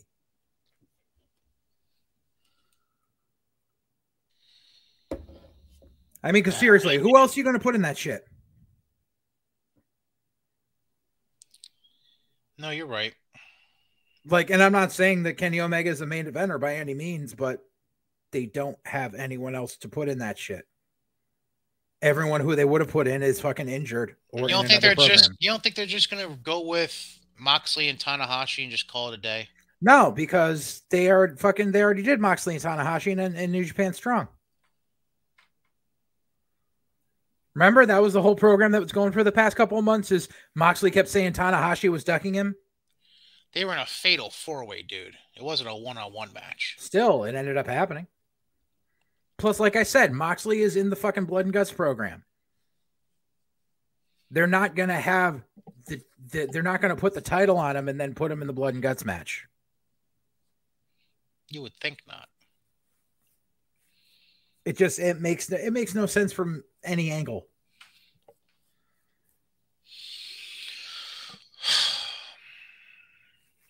Can I throw out a name I don't think you mentioned yet? Sure. I know they say he's not going to be doing anything till Forbidden Door, but I think given the door that's been opened, no pun intended, you think Adam Cole says, fuck it, I'll suck it up for one night? No. No? No. And even so, like, Adam Cole is fucking damaged goods. Like, I'm not disagreeing with you. I'm just saying it's. I don't care if they put the fucking Owen Hart shit on him. Like, the dude fucking they shoved him down our throats in the main event picture too quick. He did the job to fucking Page. I mean, that's the other thing they may do. They may just fucking say fucking and put the belt back on Page now. Oh, great. So you have Page with a battle royal, then beat Moxley, and then beat Tanahashi. Yep. Well, all the basement goblins think that MJF's going to come in and steal a win somehow during this. I'm like, no. I'm like, especially because, we forgot the other integral part of that story. So wait, you're wait. So you're telling me people actually believe that AEW go through all this trouble of taking MJF off the website, removing his merch, removing him from all the promotional spots on TV with Warner Media and everything, and then just have him waltz in this Wednesday night, win the Battle Royal, beat Moxley, and somehow get to the belt. And hold the belt hostage like Punk did. Like, no. Because that's what the pipe bomb led to. That was 10 years ago. I know this. You know this. And honestly, if they were to go that route and you do something really dumb, like have MJF come in under a hood and win the thing, like that's some super indie shit that I've seen done too many times. Okay, Dean Malenko, sure. This happened more than Dean Malenko. It's happening. I know, but it's the first one I thought of. Yeah. It's the first one I thought of. I'm sorry. I know. But still. If Tony Khan's that dumb, we shall see on Wednesday. I'm pretty sure, by the way, it is exactly 10 years. No, it's 11. Oh, Summer of Punk was 11? Yeah. Well, excuse me. What should have been Summer of Punk, apparently. Because I remember correctly, it went from Pipe Bomb, Money in the Bank, win the belt, run away, to beating Cena in a unification match after they recrowned Cena as champion, to hi, here's Kevin Nash. Kind of, yeah. I'm pretty sure that's how it all worked out. Yeah. Like, good storytelling, WWE. Awesome. But that was 2011. That's whatever, teaching history at this point. All right. Fuck these twats. Let's get into this. Let's get into In Your House from NXT and Hell in a Cell. I know. I see your face. I know what it's for. I'm assuming it's for the everything. Saturday. Oh, everything. Okay. Everything. Okay. Let's get through it then. Let's start with Saturday's bullshit. Okay. Not sure if you care, but there were 2 dark matches before they went on the air on Peacock. Oh no, yeah, I missed those. Well, they weren't even shown on Peacock. They were just in the arena dark matches. Oh, okay. Jiro beat Dante Chen. Yay. Okay. And then they jobbed out Santino Marella's daughter to Valentina Feroz. Yay. Sure. Then we get the 6 actually televised matches. They open with... bullshit. They open with Tony D, Stacks, and 2 Dimes beating Legato, which means Legato is now assumed into the family. Now they're going to all make them wear 6XL size shirts that say Tony D'Angelo on them. Because that's what that story is. I feel bad for Santos. Same here. Motherfucker should be on the main roster by now. Instead of working this. And dude, how stupid was that fucking finish? Why did they have the dude who was supposedly knocked out fall over and pin the guy when his tag partner was standing there and could easily gone, tag the shoulder, get in a pin? No, instead they went the fucking Three Stooges route because Bruce Pritchard is a fuckletard. And that made him laugh. And whoever said anything about Tony D, Stacks, and 2 Dimes being professionals. But we're going to call a spade. True. You're dealing with an unprofessional producer dealing with 3 unprofessional talents. Right. That don't know what the fuck they're doing. Yes. Then we get your favorite women's tag team, Toxic Attraction. They defeat Katana and Kaden to retain the women's tag titles. I'd say the only women's tag titles that seem to matter anywhere at this point. We'll get into that later. Yep, that's all I'm going to say about that for now. Yeah. Then we get our first new champion crowned on the evening as Carmelo Hayes now becomes a 2-time North American champion, beating Cameron Grimes. Cameron better be going to the main roster. That's all I'm saying. I agree. Like, because then you get to the thought of what was the fucking point? Right, exactly. Like, I'm happy for Melo. Melo's a fucking star, but Melo should be going for the fucking heavyweight title. Correct. He shouldn't be meddling with the mid-card title anymore. Correct. The only thing I can think of is maybe they're using this as a way to transition it to Solo because they didn't want a face dropping it to another face. That's the only thing I can think of. That better be the fucking reason. The only thing I can think of. Because honestly, at this point, it wouldn't make more sense putting it on Solo than putting it on Melo. Melo doesn't need it anymore. Right. But whatever. That's whatever. Then we get your favorite women's singles champion, Mandy Rose, successfully defending the NXT women's title over Wendy Chu. That whole fucking match. Like, you didn't like her? You didn't like Mandy pulling out the stuffing from the pillow? Oh my fucking God. Seriously. You didn't like that? So fucking stupid. And what the fuck was Wendy Chu wearing? What was it a onesie? I think I don't fucking know. It wasn't even like the typical sleeper onesie. She was wearing. She had like a tracksuit top with it. Like, I was like, what the fuck is this? What are they doing? I don't know. I don't know. Then we get what I'm assuming was your favorite result of the entire show. Our second title change of the evening, as the Creed brothers defeated Pretty Deadly to become the new NXT Tag Team Champions. So they just buried the fucking guys from UK that they just brought over, who have eons more experience than these two fuckwads. Yep. These motherfuckers. Shit. No. Okay. All I could think of the second the fucking Green brothers came out was the goddamn movie Boiler Room. Fucking Giovanni Ribisi, Vin Diesel, fucking them. Shit is yellow, B. That's all I could think of. These motherfuckers, they are not ready for this level of exposure. Oh, it gets worse. Oh, I don't. Well, it's like it's like the Creed brothers' parents are here. Fucking great. I don't care. They should do the job even more. I was getting to. Oh no, but fucking. So then, number one, fucking Bluto needs to stop fucking doing that stupid ass cannonball. It's the dumbest fucking move in the fucking planet, and all it's gonna do is hurt someone one day. And then I don't give a fuck that Jabronius Creed can do a fucking shooting star. Guess what? Ask Brock Lesnar how that fucking handles. Stop having collegiate guys do fucking shooting star presses.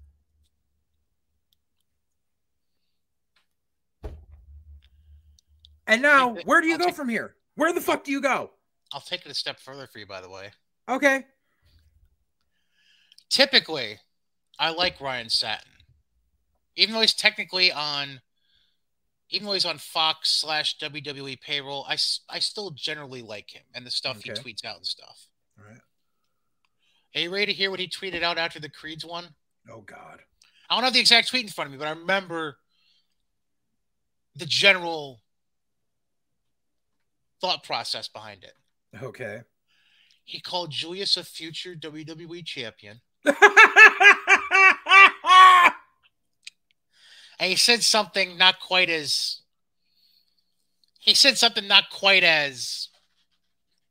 glorious about Brutus, but it was something complimentary that I can't remember from my head. Okay, and I'll tell you what I said during this match. These two are not the fucking Steiners. They're not the fucking Haas brothers. They're not Haas and Benjamin. They are not on the level of any of these fucking teams. And never will be, because they were shoved down our throats too fucking quick. They were put on TV too fucking quick. They are fucking white meat, pale ass, fucking generic looking fuckbuckles. Put them on a fucking SmackDown and watch the crowd go, who the fuck are you? The second they come out, the crowd will go, oh, look, jobbers. Before we address the main event from In Your House, I think we just need to establish an unwritten rule about NXT at this point. Okay. If you're a member of the NXT UK roster, you better hope and pray you never get a phone call from Connecticut about going to Florida. Right? Dunn, Kaylee Ray, Frazier, Pretty Deadly. Should I keep going? I mean, Dunn's on SmackDown now, and Right, but I'm just saying, will tell on that. And Walter's doing okay. But yeah, Walter's doing okay because he's got like the niche spot to be in right now. Yeah, exactly. But yeah, generally speaking, yeah, it hasn't been good. Just not. A-Kid. How did I forget about A-Kid? Right? Where the fuck is A-Kid? He showed up for 3 weeks and then disappeared. He showed up just long enough to lose a ladder match to get into a pay-per-view match and then disappeared. Yep. Fucking God. Yeah, just bad. And then the main event, Breakker retains over Gacy because instead of hitting Gacy with the chair, decides to hit one of the druids with it, and then he spears Gacy, and that's the match. Yeah. No point whatsoever to that entire fucking build-up. No point. Like, it led nowhere. Like, it led to Joe Gacy being able to do the Eddie Guerrero spot in the match. That was about it. And now what do? They put all this, literally, since Breakker won the title back from fucking Dolph. Mm-hmm. They've put all their eggs in the fucking Breakker versus Gacy basket. They have no one else to face Breakker. They have no one. Unless they send another fucking person down from the fucking main roster, which everyone knows is just going to be another stopgap to try to help build this kid to get him over, and it's not going to work. And but now is officially, because the In Your House was the fucking last PC show before they start doing these house shows. So now the house shows are going to happen, which is why they're doing the pre-tapes this Tuesday of the next 3 weeks worth of fucking NXT. Mm-hmm. Which I'm sure fucking USA is not going to be happy about when they get wind of it, because USA wants it to be a live broadcast. Trying to think if there's anything else remotely interesting at all about NXT in general this past week.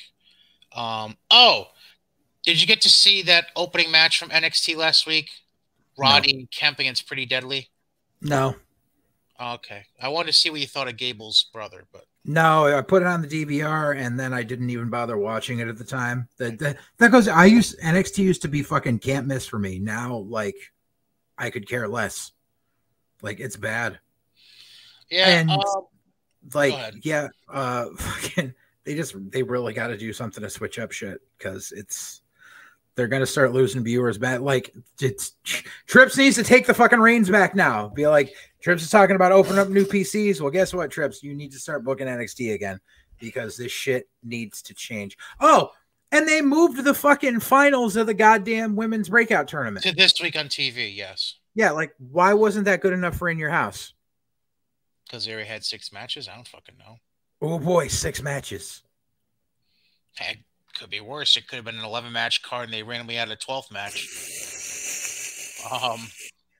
Yeah, did you notice that about Hell in a Cell? Everyone complained that it was only 6 matches. It still went 3.5 hours. They'll find a way. Granted, there was a lot of commercials during that. Still found a way.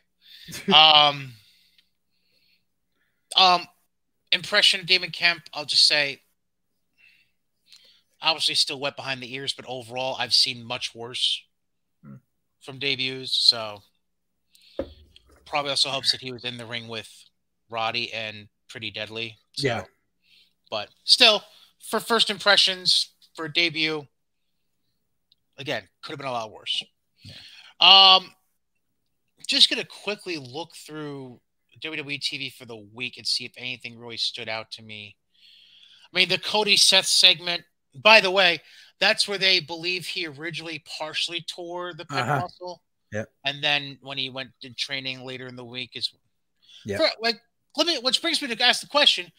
If you knew something wasn't right after that segment, why are you doing any training that would involve using that muscle before the match? Because he's Cody and he's stupid. Thank you. Okay, good. Miz TV I thought was entertaining because the profits are fucking gold. Yeah. Then they had to have the 24/7 title bullshit to ruin the segment. That's nice.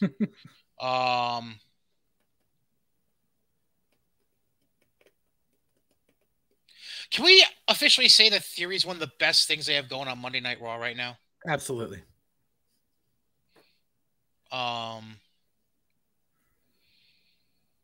Riddle and Nakamura. Their two matches with the Usos were.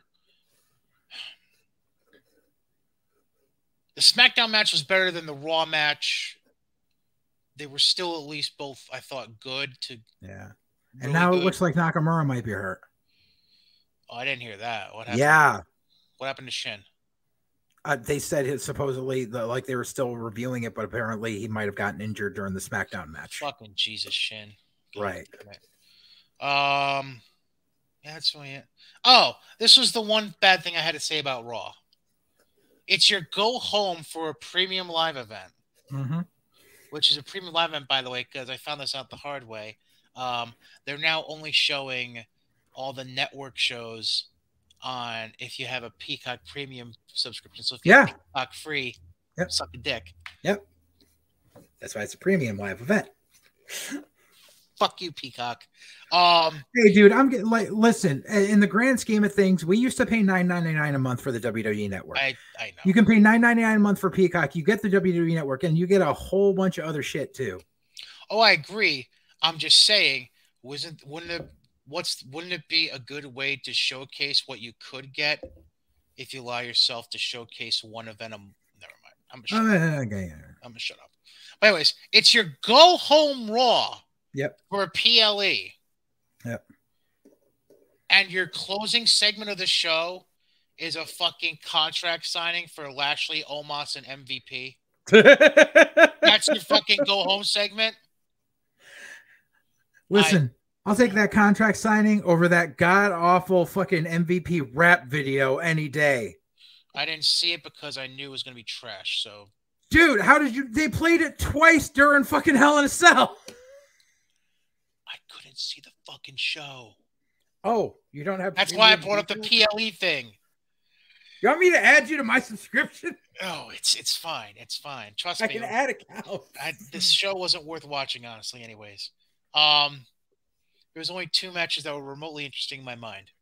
Oh, the other bad thing about Raw. So, did you see the timeline going around on Twitter after Raw last week? No. Laying out the timeline from Liv Morgan's entrance to Rhea Ripley's entrance to the start of the actual match between them?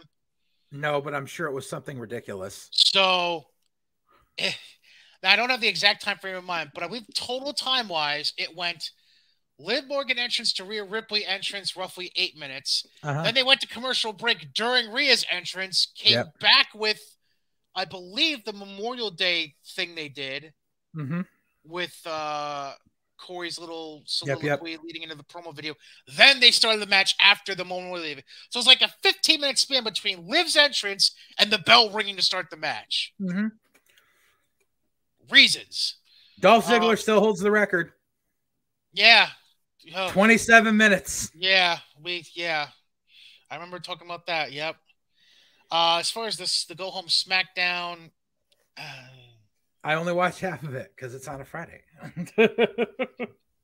mean, nothing really interesting except Max Dupree.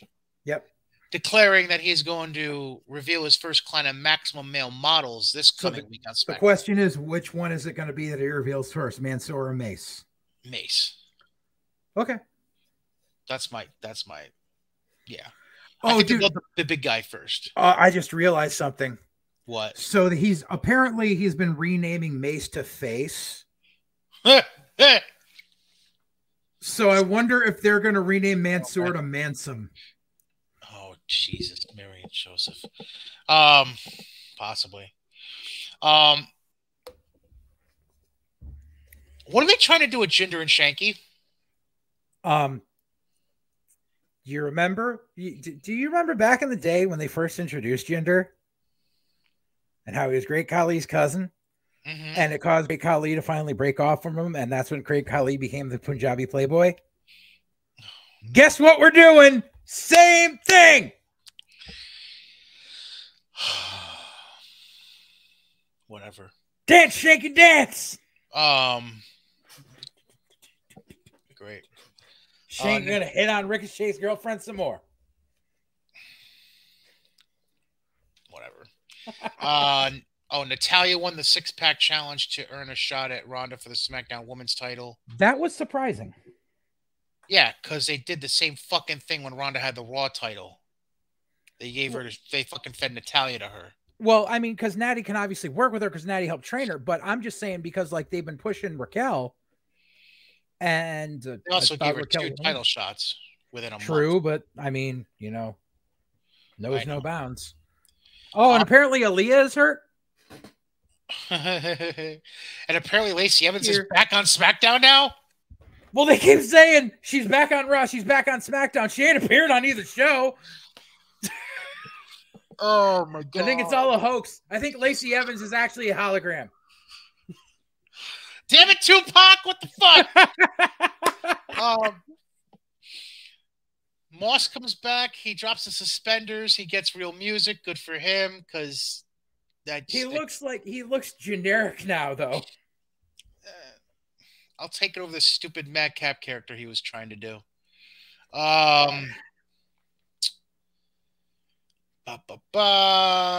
Whatever. They announced Ricochet defend the Intercontinental title against Gunther this coming week on SmackDown. Yep. And then Usos retain the tag titles. That's pretty much what I got out of the Go Home SmackDown. Yeah. That's how you end a Go Home episode for PLE. Sorry, Raw. I couldn't help myself. Then we get to Hell in a Cell. Bianca retains the title by pinning Asuka after Becky hit the manhandle slam on Asuka. Yeah, it was the same old finisher shit can pin. Indy 101, thank you very much. Yeah. So they started the pay-per-view. And then what do you call it? From start time of the pay-per-view to the bell actually ringing for the women's title match was 16 12 minutes. 16. Oh, 16. Wow. Okay. I was guessing with the 12, but okay. Let me guess. They probably played the video.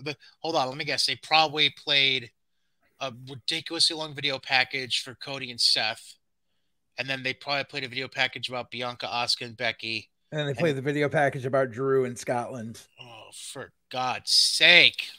It's not like your tickets are pretty much sold out anyways. Fucking God. Oh, yeah. I remember Uncle Dave was pissed because the Hell in a Cell drew a higher gate than Double or Nothing. But it's because of inflated ticket prices. Yeah. I saw that. Fuck you, Dave. Suck a dick.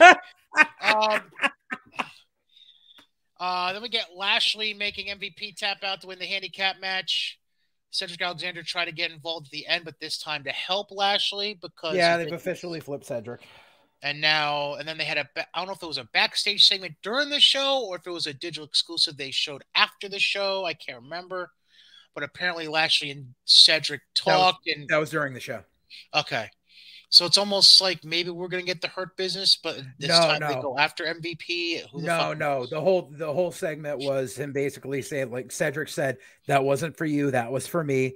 And Bobby goes, all right. And he goes, you know something though, just in the future, just stay out of my matches. And he was like, all right, cool. And they fist bump and Bobby walks away.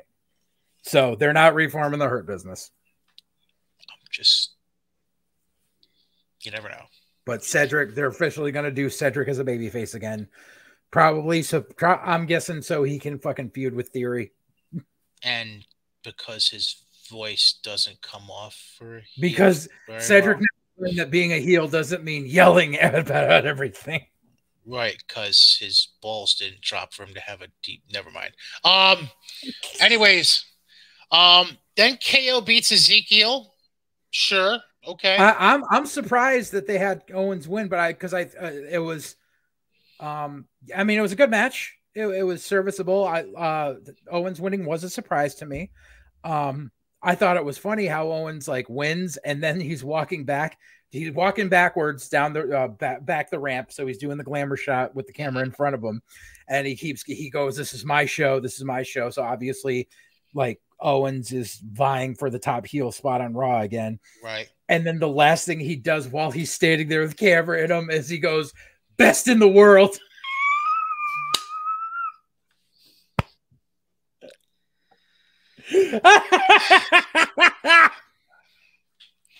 Fucking KO, man. They were in Chicago. He's too much. Then we get Judgment Day beating Finn, AJ, and Liv. I mean, that was pretty much expected. Everyone was expecting Finn to fucking turn during the match. And why are people freaking out about AJ getting color on accident? Like, I didn't even realize he did. That's my point. People are like, oh, he got busted open. Oh, it was awful. I was paying more attention to Rhea. I saw pictures of what happened to AJ. It wasn't that fucking bad. Apparently, Vince has relaxed his stance on Rhea. Because the whole thing was Rhea made an agreement with Vince when she signed their contract, because Vince talks about workers getting tattoos and everything, and how they need to get permission because the action figures, and that's why Rhea agreed. I'm just going to get my ink done on my legs because I always wear long pants. Mm-hmm. Not anymore. That was a nice view. Are you done? I'm just saying. Are you done? Thank you. I didn't dig the purple though. By the way, well, because Rhea actually addressed that in a tweet.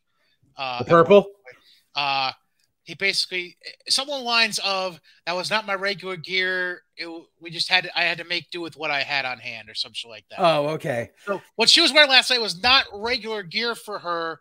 So don't expect it all the time necessarily. Just throwing that out there for all you perverts on Twitter. It was funny though, because the gear she had was she had the stripe of purple over it, and then Shell was complaining. She was just like, what the hell is up? I don't dig the purple. And I wrote, it's because they're the Temple of Purple. The Temple of Purple. Then we get Madcap. Apparently they're going to call him Madcap now. Not Madcap Moss. Not Moss. Madcap. It said Madcap Moss on his thing, and that's how they announced him. The lower third, when they were showing the graphics all the time for the Hell in a Cell pay-per-view, said Madcap versus Happy Corbin. They were still calling him Madcap Moss. Well, good on them then. So he beats Corbin in the no-holds-barred match. Basically doing to Corbin what Corbin tried to do to Madcap with the trophy and the chair and all that shit. Corbin gets stretchered out after the match. Yeah, here's hoping Corbin gets a little bit of time off now and maybe a repackaging. More so the latter, but yes, I agree. Then we get Theory retaining the U.S. title over Mustafa Ali. Everyone thinking Ali was going to win because they were in Chicago is stupid. Amen. Then we get Cody beating Seth. Don't react. Hold on. Beating Seth in Hell in a Cell. Apparently, went about 25 minutes. They didn't really use the cell. There were extreme portions to the match, but they didn't use the actual cell really much. I mentioned the Cody thing with the torn pec. I don't think I have a picture of it on hand, but it's really easy to find. It's nasty looking. If you don't know what a torn pec looks like after the fact, when you don't get it treated right away, it's pretty gnarly. It's a lot of purple and red, and yeah, it's pretty gnarly. But I do have to ask this question. Does this win Gear of the Night for you? Oh, absolutely. I fucking popped the moment I saw it, and I had flashbacks to old DPW days. I was so happy. For those not watching the YouTube version of the show and just doing the audio only on Spotify or Google Play, Seth wore polka dots last night at Hell in a Cell. It was great. I'm sitting here in the living room. I start dying of laughter. And the wife is in the bedroom, and she's like, what's so funny? And I just keep laughing. She walks out. She looks at the screen. She sees that. She goes, wow, what a dick. Yep. Fucking polka dots, just like Dusty. It gave me a nice flashback. The little short story I want to share. So way back, I want to say this was 06, 07, when we were still running in Naugatuck. There was this feud that came about, It was originally a feud with Bobby Ocean and Doc Heresy, but it ended up culminating. It's ended up switching out to a feud between Doc Heresy and Purdy Kurt Adonis. And the long and the short was they ended up like they were feuding and then they ended up tagging in the long run. But what happened was like along the line, Curdy kept doing incantations of different wrestlers along the way. Now, at the time, Doc Heresy had a valet who was his real life girlfriend at the time, Kiki Van Dyke. She was British. She was fucking smoking. And she would like get involved in the matches and everything. So they were about to have this match where, you know, like a culmination, they were going to have a mixed tag team match. And fucking, I remember because I was called upon because this is when I was not only running the Hollywood Video, but I was also running the adult video store to get some equipment for this match. So Purdy Curdy makes an announcement like he's backstage with the microphone behind the entranceway, and he starts talking like Dusty Rhodes.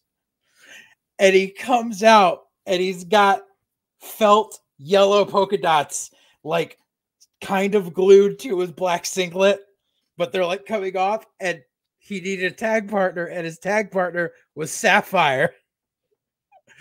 But it was literally just a black blow-up doll with a black tank top over it with polka dots on it.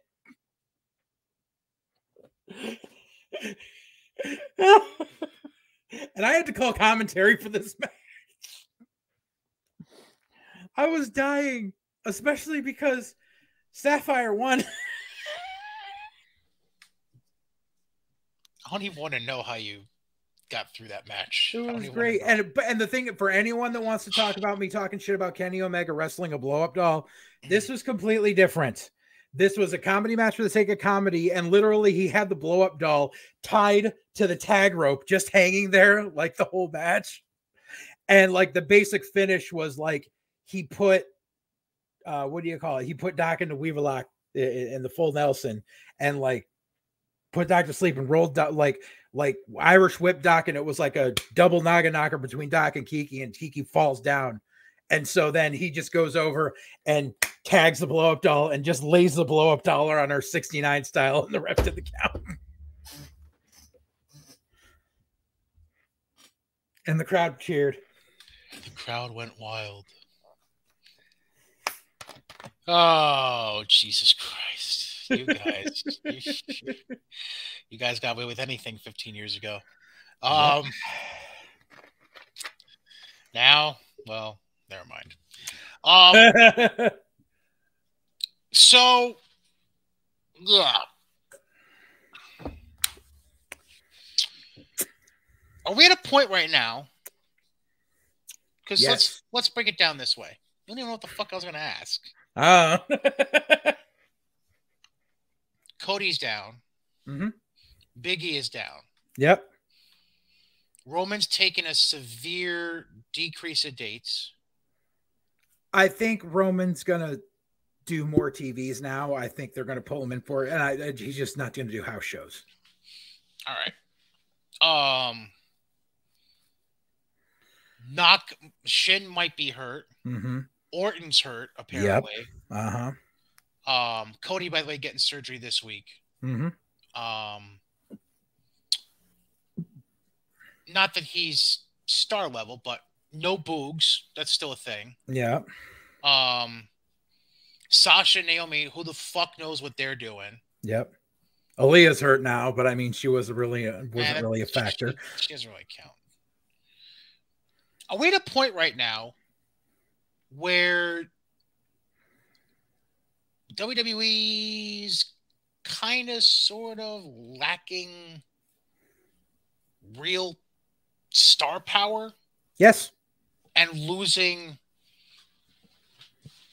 the flair they usually have with their TV product? Yes, because they decided to focus on the wrong areas, and they didn't want to build up enough people to the fact where if you look at it, you look at how like the inner documents and stuff are like Ricochet is the number 2 babyface on SmackDown. Like, that's great. That doesn't say a lot. Like, that doesn't help. And the thing is, like, because like I said, like, I honestly believe that they were going to do something with Orton versus Roman sometime during the summer because of how white hot Orton has been. And now he's hurt, so you can't do that. I'm assuming they were going to do something between Nakamura and Roman. Now Naka's hurt. Like, it's, you can do Riddle and Roman, but I don't know if Riddle's quite there in that aspect. And obviously they were going to do Cody and Roman somewhere, and now that's not going to happen. Right. Because, like I said, doctors are saying after surgery, 6 to 12 months of recovery, which is why it made zero fucking sense for Cody to go over last night. Yeah, that's the other end of the whole topic was why? What's the point? Why not switching it up? Because now you took Seth Rollins, who like people are like, oh, it's not going to hurt Seth. Seth's a made man. You know how many people we thought were made men in WWE? People thought that Braun Strowman was a made man. People thought that Bray Wyatt was a made man. And gone. So now you took Seth, who is arguably your second biggest heel in the company, and you just had him get clean swept, and his third fucking loss was to a guy who was at 50%. Yeah, with one arm. Right. He lost to a guy with one arm. Like, that does nothing for him. His stock just fucking plummeted. What are you supposed to do with Seth Rollins now? This may be a reach, but I'm going to try to put an analogy out there. Okay. It's almost like if Brock Lesnar back in the day when he was first coming into the company lost to Zach Gowen. Exactly. Like, no. Just no. I mean, like, supposedly Cena's coming back, for a few months, but where do you plug him in now?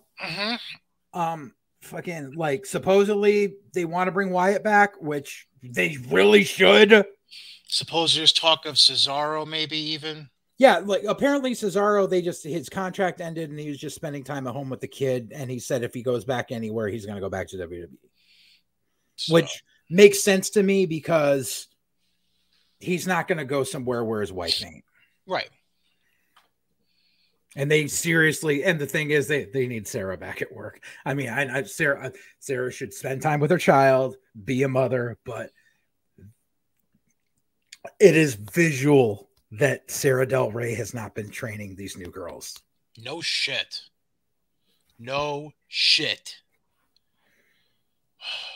Like, I thought it was a godsend when they sent Natty down there. I was like, okay, Natty's going to run drills with these girls. And they brought Natty back up to the main roster. Right. They got it for 3 weeks, basically. Right. But yeah, like, because they need to do something because they have, it's like, because they're obviously holding off Drew versus Roman for fucking Cardiff. So you still need to fill the rest of this summer. Here's the other connected issue. Mm-hmm. Are we at a point now? Now, granted, injuries only enhance this issue. Mm-hmm. But even before the rash of injuries that happened the last few weeks, do you think there should be any regret on the part of WWE for unifying both the tag titles and the heavyweight titles like they did? I don't think so. So you think they're still going to use the Usos to split time between both shows? Yeah. And Roman? Yeah. Because the thing is, with having a single champion, it makes... Imagine, if you will, WrestleMania didn't happen, and imagine if there were still two champions. Yeah, imagine if there were still a WWE and a Universal Champion right now. With the rash of injuries that has happened, imagine trying to make contenders for both belts instead of just one. That would be a logistical nightmare right now. Same thing with the tag belts, because the tag division, especially now with Randy's hurt, Nakamura's probably hurt. Fucking What do you have for tag teams besides the guys holding the belts? You got the Profits, you got Alpha Academy, Dolphin, Bobby, wherever the fuck they are. They stopped having Dolphin. They repackaged Bobby back to the Glorious thing, and he's doing singles again. And I mean, technically, you've got Walter and Ludwig, kinda. And you're never putting them against the Usos right now. And Jinder and Shanky, like, oh, and the Puerto Ricans.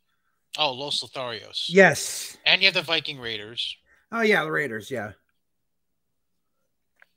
But still, imagine if the tag titles were still split between two shows. There's a lack of tag teams right now, like actual tag teams. Mm-hmm.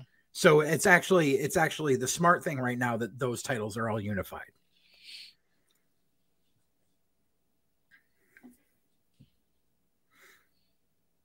They're not going to do anything with the women's tag titles apparently right now.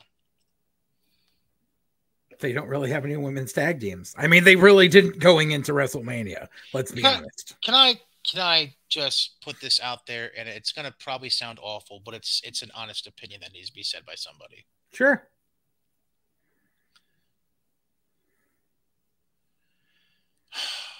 I might catch a lot of heat for what I'm about to say if the wrong person hears this, but I'm going to say it anyways. Can we just say the women's tag titles were a god-awful idea? So I think at the time it kind of made sense because you had natural women pairings at the time. Yes. You had the Iconics, you had Bayley and Sasha. The whole thing with Beth and Natalya was kind of cool. Right. Like, you had legitimate pairings at the time. Yeah. Now, yeah, it's been forced the last few years. Yeah, it was a matter of when they were invented. They were solely invented as a method of bringing the Bella twins back into the fold, and then they ended up retiring. And so they went, shit, well, we already announced this stuff. And so luckily they had the teams at the time, but it was one of those, it was one of those not seeing the forest for the trees things. They had no long-term plan for them. They were like, we're going to do this as this novelty for this fucking thing right now. And then whatever happens afterwards, whatever. It's the same thing that happened with the Cruiserweight title. Yeah. Yeah. Yeah, it's just... I'm not saying they should get rid of it. I'm just saying I'm not sure it was a good idea to begin with. Yeah. Just because that, and there's more... I'd say the women's roster has more of a revolving door to it than the men's roster. Yes. Is what I want to say. Yes. So you find yourself potentially with a lack of consistency as far as the level of the product in that division. Yep. That's why I bring it up. This is not me. I just want to put this out there because I know somebody might hear this and be like, oh, what the fuck? I'm not bashing women's wrestling, okay? I'm not saying get the woman off the fucking TV. That's all I'm saying. I'm just saying that division has lacked flavor and spunk really since Bayley and Sasha dropped the belts during COVID to Alexa and Nikki. Yeah. Ever since then, it's been like, meh. Right. Which is what, 2 years now? 2.5 years almost? Yeah. Because they dropped it during the PC. The mania they had to do in PC. Yeah. Which was 2020. Yeah. Yeah. It's rough. It's a little rough. All right, real quick before we wrap things up. I know this is usually your segment, but motherfucker, I'm taking it over this week. Okay. So, let me tell a little story. Oh, boy. Oh, yeah, that's right. Yeah. I have something to tell you that has to stay secret, so I'll message it to you. Off camera. I'll message it to you. So, when I first got introduced to the indie wrestling scene, as a fan, there was a couple different promotions that ran up here in the upstate New York area. One was World of Hurt, still kind of running on and off a little bit since COVID died down a little from the levels it was originally at. They usually run more in the Vermont, Lake George area. And then there was a company called In Your Face Wrestling, which also had a training academy attached to it. Friend of the program, Drake Evans, was very involved with both the corporate structuring of the company as well as the training aspect of In Your Face Wrestling, and so on and so forth. The financial brains and activity came from a gentleman who went by the name. Yes, I knew that all the way. By the way, you already told me that. Oh, okay. I didn't remember if I had or not. Yeah, you told me that a few days ago. Sorry, breaking the fourth wall a little bit. Anyways, the guy that was behind the corporate structuring of the company was a guy who went by the name of Scott Scarsdale in character. That was his name. And needless to say, Scott was not a very well-liked man. Let's put it that way. People put up with this bullshit enough just because either A, they were paying to train through the In Your Face Wrestling training school and getting bookings on the In Your Face shows that would run, or B, maybe they were already on the roster and were being pushed up the card and didn't want to ruffle any feathers. But needless to say, a lot of people who would ever work for Scott were not exactly huge fans of him when they walked away. That's actually how I got into indie wrestling, because a couple of friends of mine, Rob Coleman and, well, friend at the time, Fox Venier, they decided to, with the blessings and assistance of JP Black, they formed their own company and asked me to be their ring announcer, and that's how I ended up starting in indie wrestling back in 2013. Yeah, that sounds right. 2012, 2013, something like that. Anyways, so that's that. In Your Face eventually ended up closing down shop and whatever, and Scott went off into the sunset, essentially. Never to be heard from again. Assumed never to be heard from again. Well, that all changed last week. Well, apparently, just a side note, apparently In Your Face like folded and Scott Scarsdale sued Drake Evans. Correct. Yeah. Yeah. Scott is a very litigious Jewish man. Just to lay it out there very bluntly.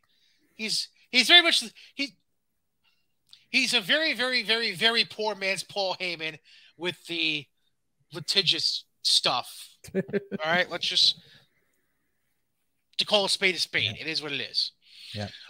So now the press release that I received this past week actually came out Saturday, May 21st, but I caught wind of it by a friend of mine who posted the press release on Facebook, and I was like, oh. Interesting. And I will not use his legal last name because I don't feel like being that level of asshole. I mean, it's out there. Right. But so Scott, I'll just kind of gloss over the press release. This is from the Northern District of New York, which is never a press release you want to see for a person.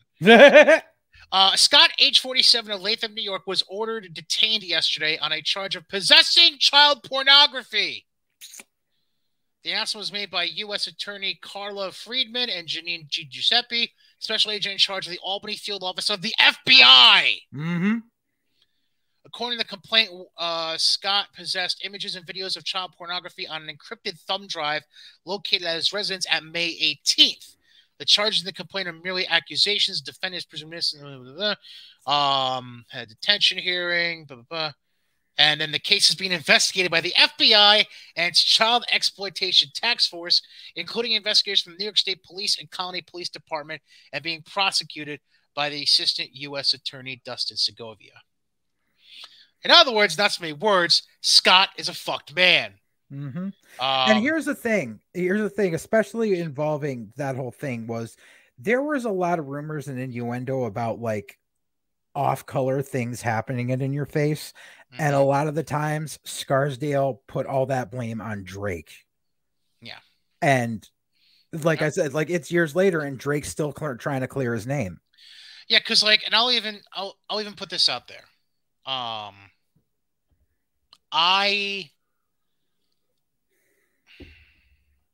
for a while after there was a while there that I was not a fan of Drake just because of what I had been hearing. Right. And not do with anything personally that I'd experienced with Drake, because honestly, I didn't have a whole lot of dealings with Drake one-on-one for anything, whether it be talent v talent or Booker v talent.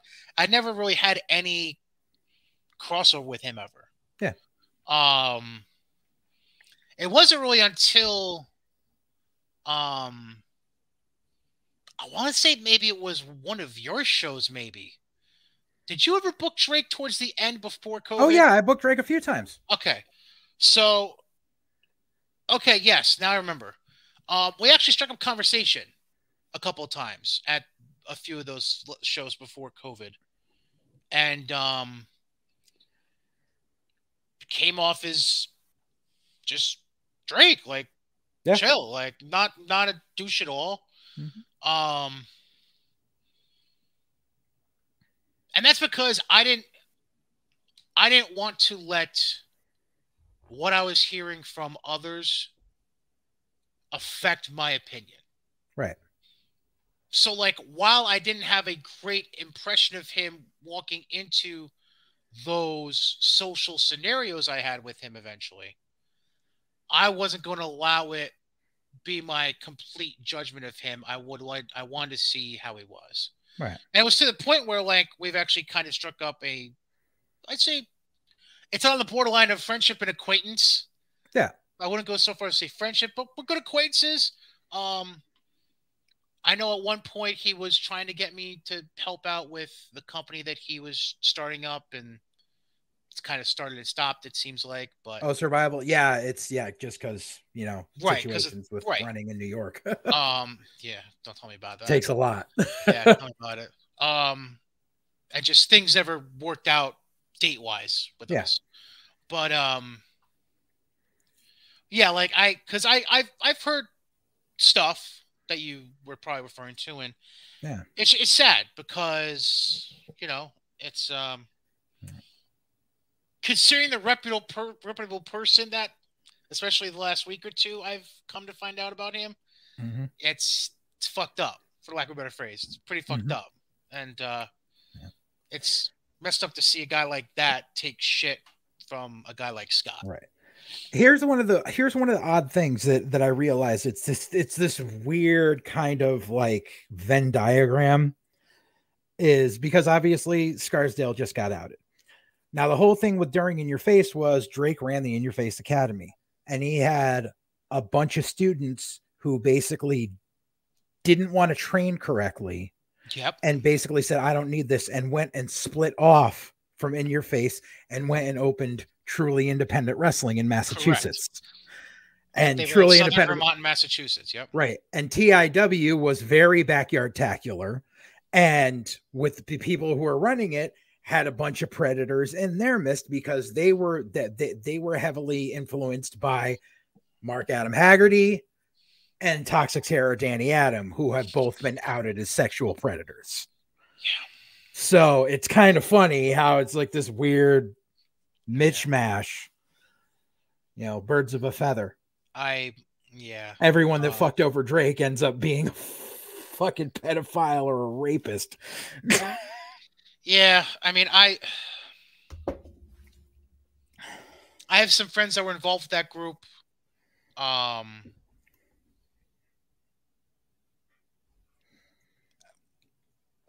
I may not see eye to eye with all of them. I'll just put it that way.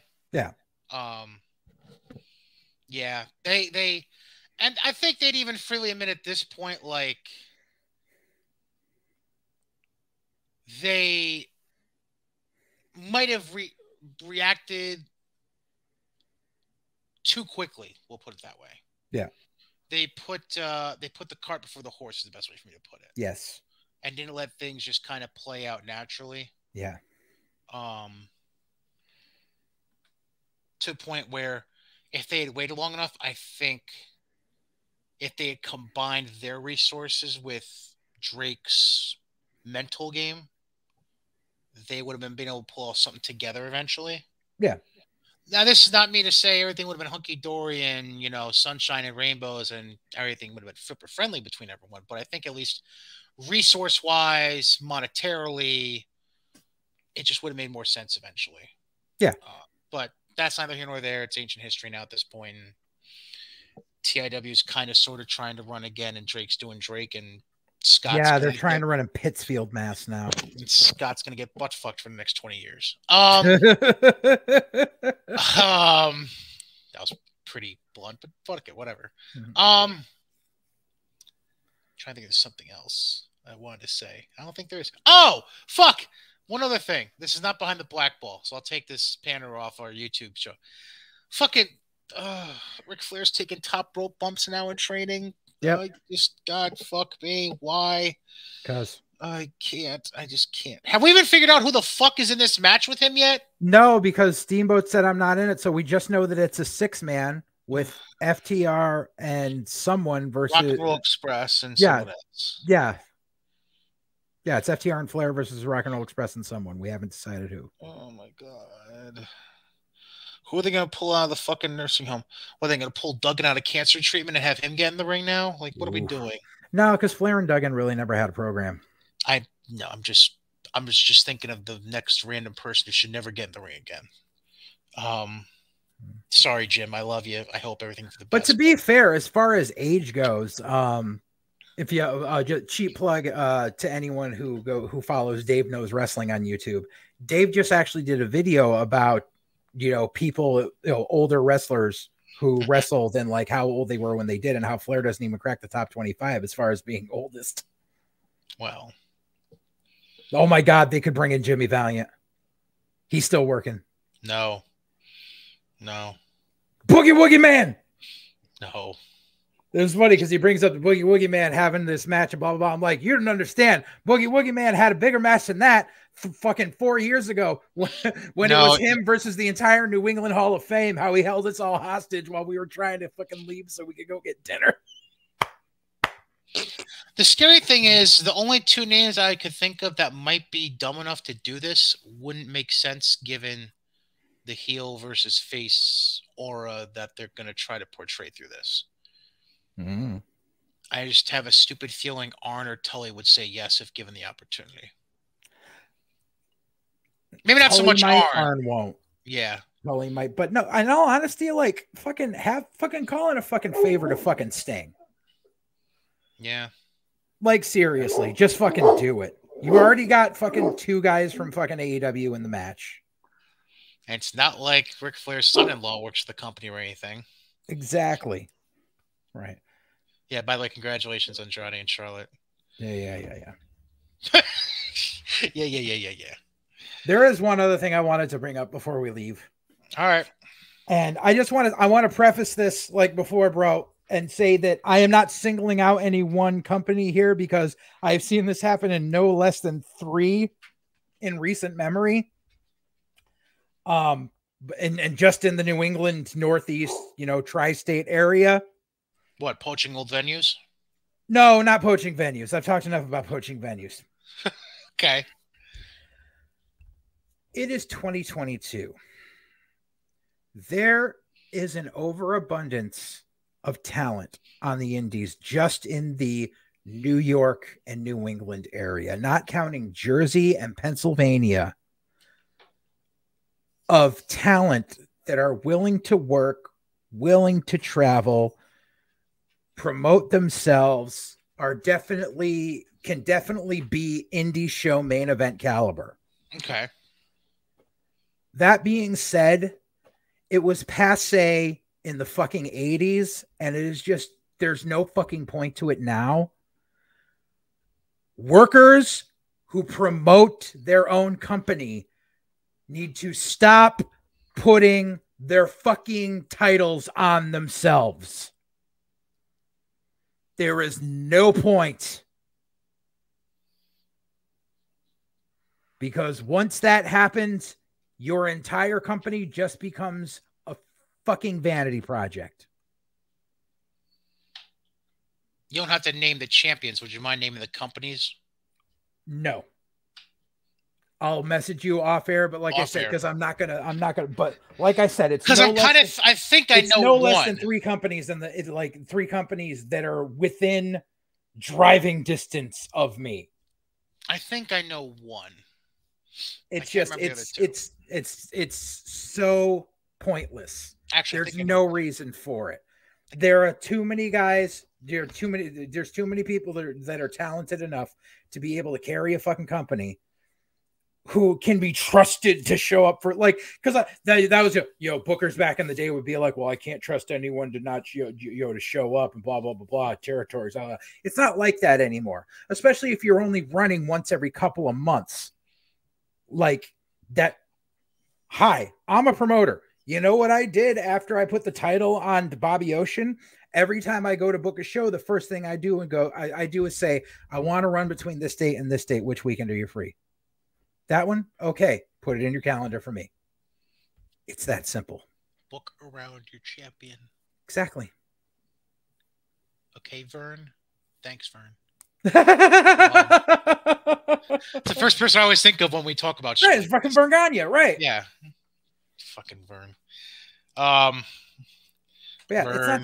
It's not that fucking hard. And I'm sorry, but God, go find your Nick Bockwinkel, asshole. Jesus. Exactly. Or your Larry Zbyszko. Some of them had them and fucking just decided, no, I'm going to put the belt on myself. They're fucking stupid. Yeah. Anyways, yeah. Is that everything for you? Yeah. All right, cool. Before I leave, just want to remind you, Mohawk Honda, they're cool people. Really, Blue Book instant cash offer going on. If you're looking to get rid of your current vehicle, get straight cash homie. Yeah, they'll give you that day of arrival, not 4 to 6 weeks. Fuck that. No. Day you come on the lot with your vehicle, they give you a check in hand for the fair market value based on Kelley Blue Book pricing. Or, hey, guess what? Huge new vehicle inventory in 2022s. A lot of great used vehicles in their certified pre-owned used vehicle lot, including even 2020s and 2021s. Go and talk to the sales leasing consultants because they're going to look to find something that fits your budget and your lifestyle and not have to cost too much of a pretty penny after you do your trade-in for the Kelley Blue Book Instant Cash offer. It's a win-win no matter what you do at Mohawk Honda this spring, Scotia, Glenville, whether ways go out the way to please you, who sponsored this show and all the shows presented by Godzilla Media, including this one. And that's a wrap on episode 53. Anything else you want to add quick, JJ, before we go? Nah, I'm good. All right. That's JJ. I'm Brian. Hopefully neither of us gets hurt before next week's episode like the wrestlers are right now. Fucking God almighty. Maybe we get a surgery booked. That'd be great. That'd be fucking great. I've got it booked. It's just 7 weeks from now. Oh, fuck all. Uh-huh.